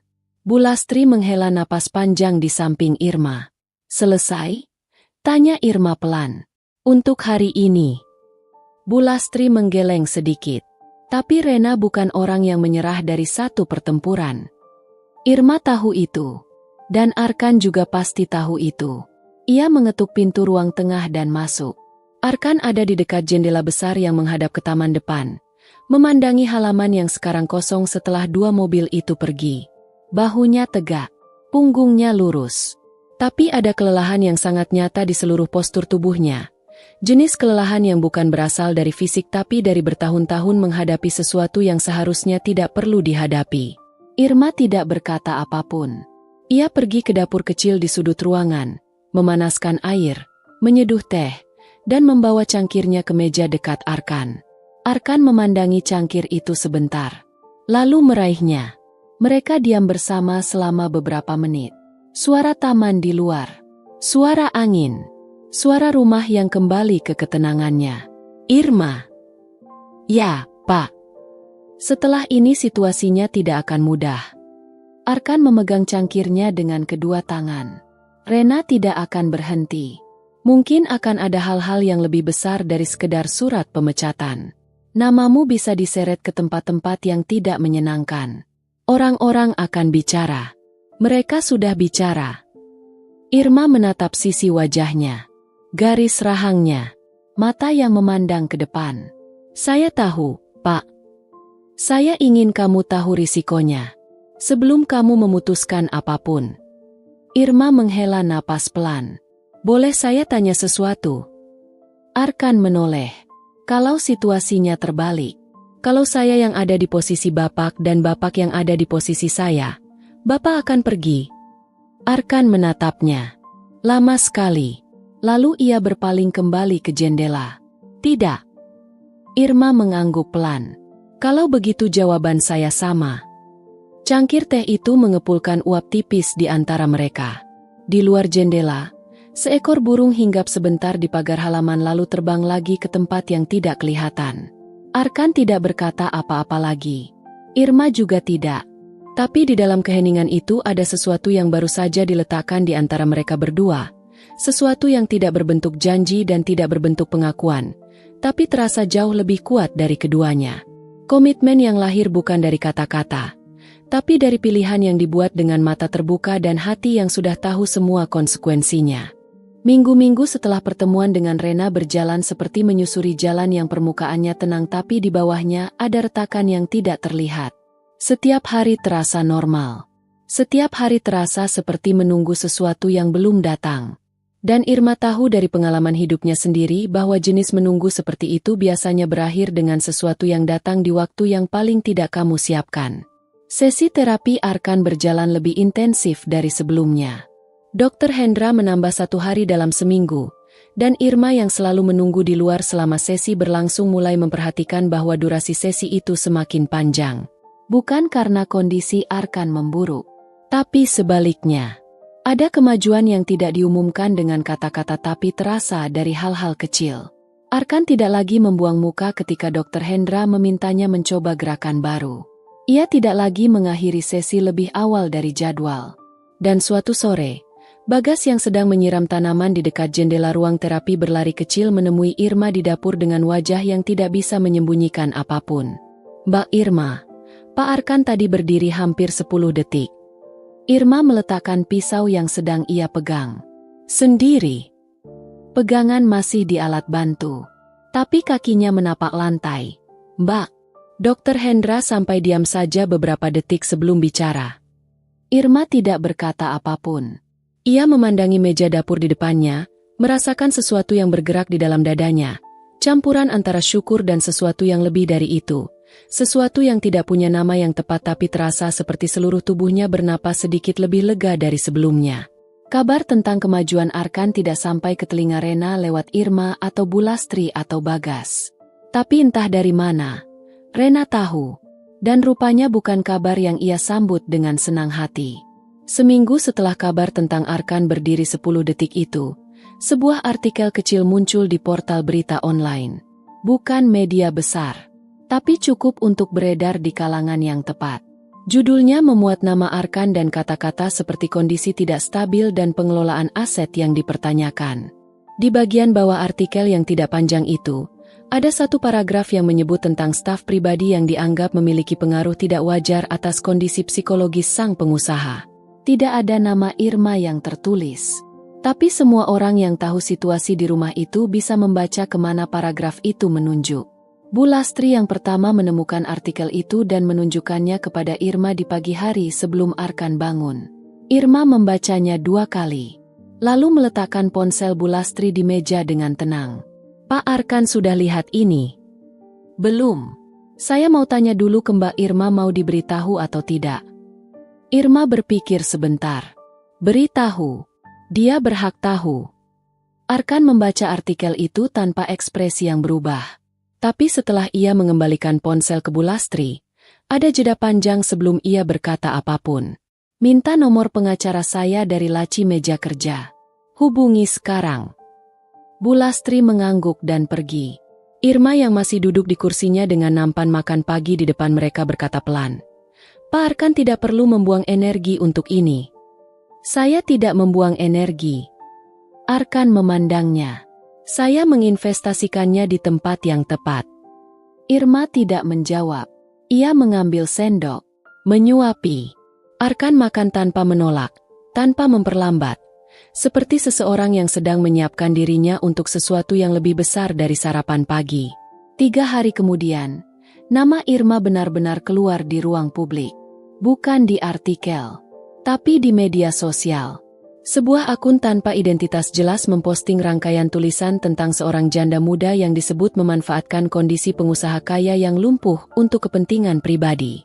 Tidak ada bukti, tidak ada foto. Hanya narasi yang disusun dengan sangat hati-hati supaya terdengar seperti keprihatinan tapi terasa seperti pisau. Postingan itu dibagikan puluhan kali sebelum tengah hari. Irma mengetahuinya dari tetangga kontrakannya yang mengirim pesan singkat. Hanya bertuliskan, "Ini kamu, Enduk?" dengan tautan yang terlampir. Irma membaca semuanya dengan berdiri di halaman kontrakan, di bawah matahari siang yang terik. Dengan tangan yang memegang ponsel terlalu erat sampai ujung-ujung jarinya memutih. Ini bukan pertama kali hidupnya dihakimi orang-orang yang tidak mengenalnya. Ketika suaminya meninggal, ada yang bilang ia pasti istri yang tidak becus karena suaminya pergi beli sesuatu yang tidak seharusnya. Ketika ia melamar kerja ke berbagai tempat, ada yang bilang janda muda tidak bisa dipercaya. Tapi membaca namanya, meski tidak tersurat, meski hanya tersirat, di dalam rangkaian kata-kata yang dibagikan oleh orang-orang yang tidak tahu apa-apa tentang hidupnya, terasa seperti sesuatu yang sangat berbeda. Irma masuk ke kamarnya, menutup pintu, duduk di tepi tempat tidur. Ia tidak menangis. Matanya panas tapi airnya tidak keluar. Karena di balik rasa sakitnya ada sesuatu yang lebih keras dari air mata. Sesuatu yang menyala pelan dan tidak minta izin. Kemarahan yang tenang. Jenis kemarahan yang tidak meledak dan tidak berteriak. Tapi tidak pergi. Ia mengambil tasnya. Mengambil kunci kontrakannya. Dan berjalan keluar dengan langkah yang tidak terburu-buru tapi tidak bisa dihentikan. Sore itu Irma tiba di rumah Arkan di luar jadwal biasanya. Bagas membukakan pagar tanpa bertanya. Bulastri menemuinya di lorong dengan ekspresi yang sudah tahu. Pak Arkan sedang di ruang tengah. Dari tadi minta kamu dipanggil tapi saya pikir biarkan kamu datang sendiri kalau memang mau. Irma mengangguk dan berjalan ke ruang tengah. Arkan ada di sana. Di dekat jendela seperti biasa. Tapi di tangannya ada ponselnya. Layarnya masih menyala dengan halaman yang Irma kenali dari tampilannya. Ia sudah membaca postingan itu. Arkan menatap Irma ketika ia masuk. Matanya tidak bertanya apakah Irma baik-baik saja. Karena ia sudah tahu jawabannya dan bertanya hanya akan mempermalukan keduanya. Sebaliknya, ia berkata dengan nada yang sangat langsung, "Saya minta maaf. Ini terjadi karena situasi di sekitar saya. Dan kamu yang menanggung akibatnya." Irma duduk, memandang Arkan yang memandangnya balik. "Saya tidak menyalahkan Bapak. Saya tahu, tapi saya tetap minta maaf." Ia meletakkan ponselnya di meja. "Dan saya ingin kamu tahu bahwa apapun yang dikatakan orang di luar sana, tidak ada satupun yang mengubah apapun dari sisi saya." Irma menatapnya lama. Pria yang 2 bulan lalu menolak disuapi. Yang membuang pandang setiap kali ada orang masuk ke kamarnya. Yang menyimpan nama adiknya seperti sesuatu yang terlalu berharga untuk diucapkan dengan sembarangan. Pria yang diam-diam menghitung 17 hari kepergiannya. Irma mengangguk pelan. Keli. Tapi anggukan yang penuh dengan hal-hal yang tidak perlu diucapkan lagi. Di luar jendela, matahari mulai turun ke batas cakrawala. Malam terpanjang hampir selesai. Dan keduanya tahu, meski tidak ada yang mengatakannya, bahwa fajar yang akan datang setelah ini akan membawa sesuatu yang berbeda dari semua hari sebelumnya. Pagi itu berbeda dari semua pagi sebelumnya. Irma tidak tahu kenapa. Tidak ada pertanda yang jelas. Langit di luar jendela kontrakannya sama birunya dengan hari-hari sebelumnya. Angkutan yang ia tumpangi sama sesak dan sama berisiknya. Jalanan yang ia lewati sama panjangnya. Tapi ketika ia berdiri di depan pagar besi itu, ada sesuatu di udara pagi yang terasa berbeda. Seperti udara sebelum hujan turun, ketika langit masih cerah tapi hidungmu sudah mencium sesuatu yang akan datang. Irma menekan bel. Bagas membukakan pintu. Dan pagi itu, untuk pertama kalinya dalam berbulan-bulan, Bagas tersenyum kepadanya dengan cara yang lebih dari sekedar sapaan biasa. "Tadi subuh Dok Hendra telepon, Mbak. Katanya mau datang lebih awal dari jadwal." Irma mengangguk dan masuk. Menyiapkan bubur seperti biasa. Merebus air. Memotong buah. Melipat serbet. Semua dengan tangan yang sudah sangat hafal. Dengan pikiran yang entah kenapa hari ini tidak mau diam di satu tempat. Dr. Hendra tiba pukul 7:04. Wajahnya tidak menunjukkan kegentingan tapi langkahnya lebih cepat dari biasanya. Ia langsung masuk ruang terapi tanpa mengobrol di lorong seperti kebiasaannya. Irma meletakkan nampan sarapan di depan pintu kamar Arkan dan menunggu di luar seperti biasa. 40 menit berlalu. 50 menit. Irma duduk di kursi kecil di lorong. Tangannya dilipat di pangkuannya. Mendengarkan suara-suara redam dari balik pintu ruang terapi yang tertutup. Tidak ada yang bisa ia tangkap dengan jelas. Hanya suara Dr. Hendra yang kadang memberi instruksi dengan nada yang terkontrol dan tenang. Lalu sunyi. Sunyi yang sangat panjang. Irma mendongak dari pangkuannya. Pintu ruang terapi terbuka. Dr. Hendra keluar pertama. Wajahnya tidak bisa dibaca dari kejauhan. Tapi ia tidak segera menutup pintu di belakangnya. Ia menahan pintu itu tetap terbuka dan menoleh ke dalam. Dan kemudian Irma melihatnya. Arkan. Berdiri. Tanpa alat bantu. Tanpa pegangan. Kedua kakinya menapak lantai dengan gemetar yang sangat nyata tapi sangat nyata pula bahwa ia berdiri dengan kedua kakinya sendiri. Satu langkah. Langkah itu goyah. Hampir jatuh di tengah. Tapi tidak jatuh. Langkah kedua. Lebih mantap dari yang pertama tapi masih membawa gemetar di setiap persendiannya. Langkah ketiga. Irma berdiri dari kursinya tanpa sadar. Tangannya memegang tepi meja kecil di dekatnya karena lututnya sendiri tiba-tiba terasa tidak cukup kuat untuk menopang tubuhnya. Arkan berjalan keluar dari ruang terapi. 4 langkah. 5. Berhenti di ambang pintu karena tubuhnya membutuhkan jeda. Napasnya tersengal. Keringatnya mengalir di pelipisnya. Tapi matanya langsung mencari satu hal di lorong itu. Dan menemukan Irma. Mereka bertatapan. Dan kemudian Arkan menangis. Bukan isak yang tertahan. Bukan air mata yang coba disembunyikan di balik kepala yang dibuang ke samping. Tapi tangis yang keluar dari tempat yang sangat dalam. Dari 2 tahun rasa bersalah dan rasa sakit dan malam-malam berbicara kepada adiknya yang tidak ada. Dari ratusan hari duduk di kursi roda memandangi taman yang tidak bisa ia jangkau. Dari semua hal yang tidak pernah ia izinkan untuk keluar selama ini. Irma tidak bergerak selama beberapa detik. Lalu kakinya membawanya maju, bukan berlari, tapi langkah yang pasti dan tidak ragu. Sampai ia berdiri tepat di depan Arkan yang masih berdiri gemetar di ambang pintu itu. Arkan tidak berkata apapun. Ia hanya menatap Irma dengan mata yang basah dan wajah yang tidak menyembunyikan apapun lagi. Tidak ada tembok, tidak ada dingin, tidak ada jarak yang diciptakan dari bertahun-tahun belajar bahwa lebih aman untuk tidak membiarkan siapapun terlalu dekat. Irma mengangkat tangannya, menyeka air mata di pipi Arkan dengan punggung jarinya. Perlahan, seperti seseorang yang sangat berhati-hati dengan sesuatu yang rapuh. Arkan menutup matanya sebentar ketika jari Irma menyentuh pipinya. Napasnya masih tidak rata, tapi bahunya turun, perlahan, seperti beban yang sangat berat akhirnya diizinkan untuk diletakkan.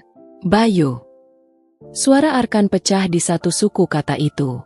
Saya ingin dia bisa lihat ini. Irma mengangguk.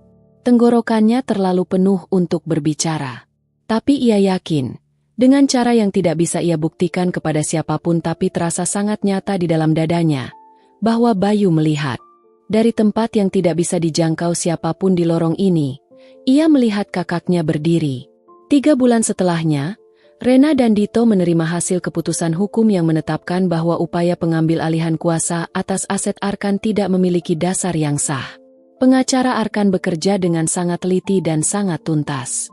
Nama Irma tidak pernah masuk ruang sidang manapun karena tidak ada satupun tuduhan yang bisa dibuktikan. Postingan-postingan di media sosial itu menghilang satu persatu tanpa penjelasan.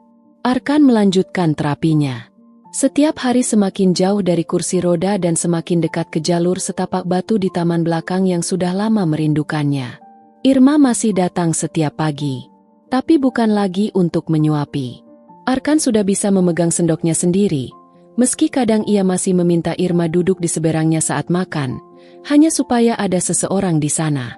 Suatu sore di taman belakang, ketika matahari turun pelan-pelan di balik pohon-pohon yang dipangkas rapi dan udara terasa seperti campuran sempurna antara hangat dan sejuk, Arkan duduk di bangku kayu yang selama ini tidak pernah diduduki siapapun. Irma duduk di sampingnya. Arkan memandangi jalur setapak batu di depan mereka. Jalur yang dulu hanya bisa ia pandangi dari balik jendela. Irma. Ya. Saya tidak pandai merangkai kata-kata untuk hal seperti ini. Kamu tahu itu. Saya tahu. Tapi saya ingin mencoba. Ia menoleh. Matanya langsung dan terbuka dan tidak menyembunyikan apapun. Kamu datang ke rumah ini karena tidak punya pilihan lain. Saya tahu itu. Tapi kamu memilih untuk tetap ada, ketika kamu sebenarnya sudah punya alasan yang lebih dari cukup untuk pergi. Dan itu bukan sesuatu yang bisa saya anggap biasa. Irma memandanginya. Pria yang dulu menolak disuapi. Yang dulu membuang muka setiap kali ada orang masuk. Yang diam-diam menghitung 17 hari kepergiannya. Pria yang menangis berdiri untuk pertama kalinya di depan satu-satunya orang yang ia izinkan menyaksikan momen itu. Maukah kamu tetap ada? Bukan sebagai staf. Bukan karena tidak punya pilihan. Tapi karena memilih. Angin bergerak pelan di antara pohon-pohon. Seekor burung kecil hinggap di ujung pagar lalu pergi lagi. Irma tidak menjawab dengan cepat. Ia memberikan pertanyaan itu ruang untuk duduk di antara mereka. Ruang yang layak untuk sesuatu sebesar ini. Lalu ia berkata, dengan suara yang pelan dan tidak dibuat-buat dan tidak menyembunyikan apapun. Saya sudah memilih sejak lama, Pak.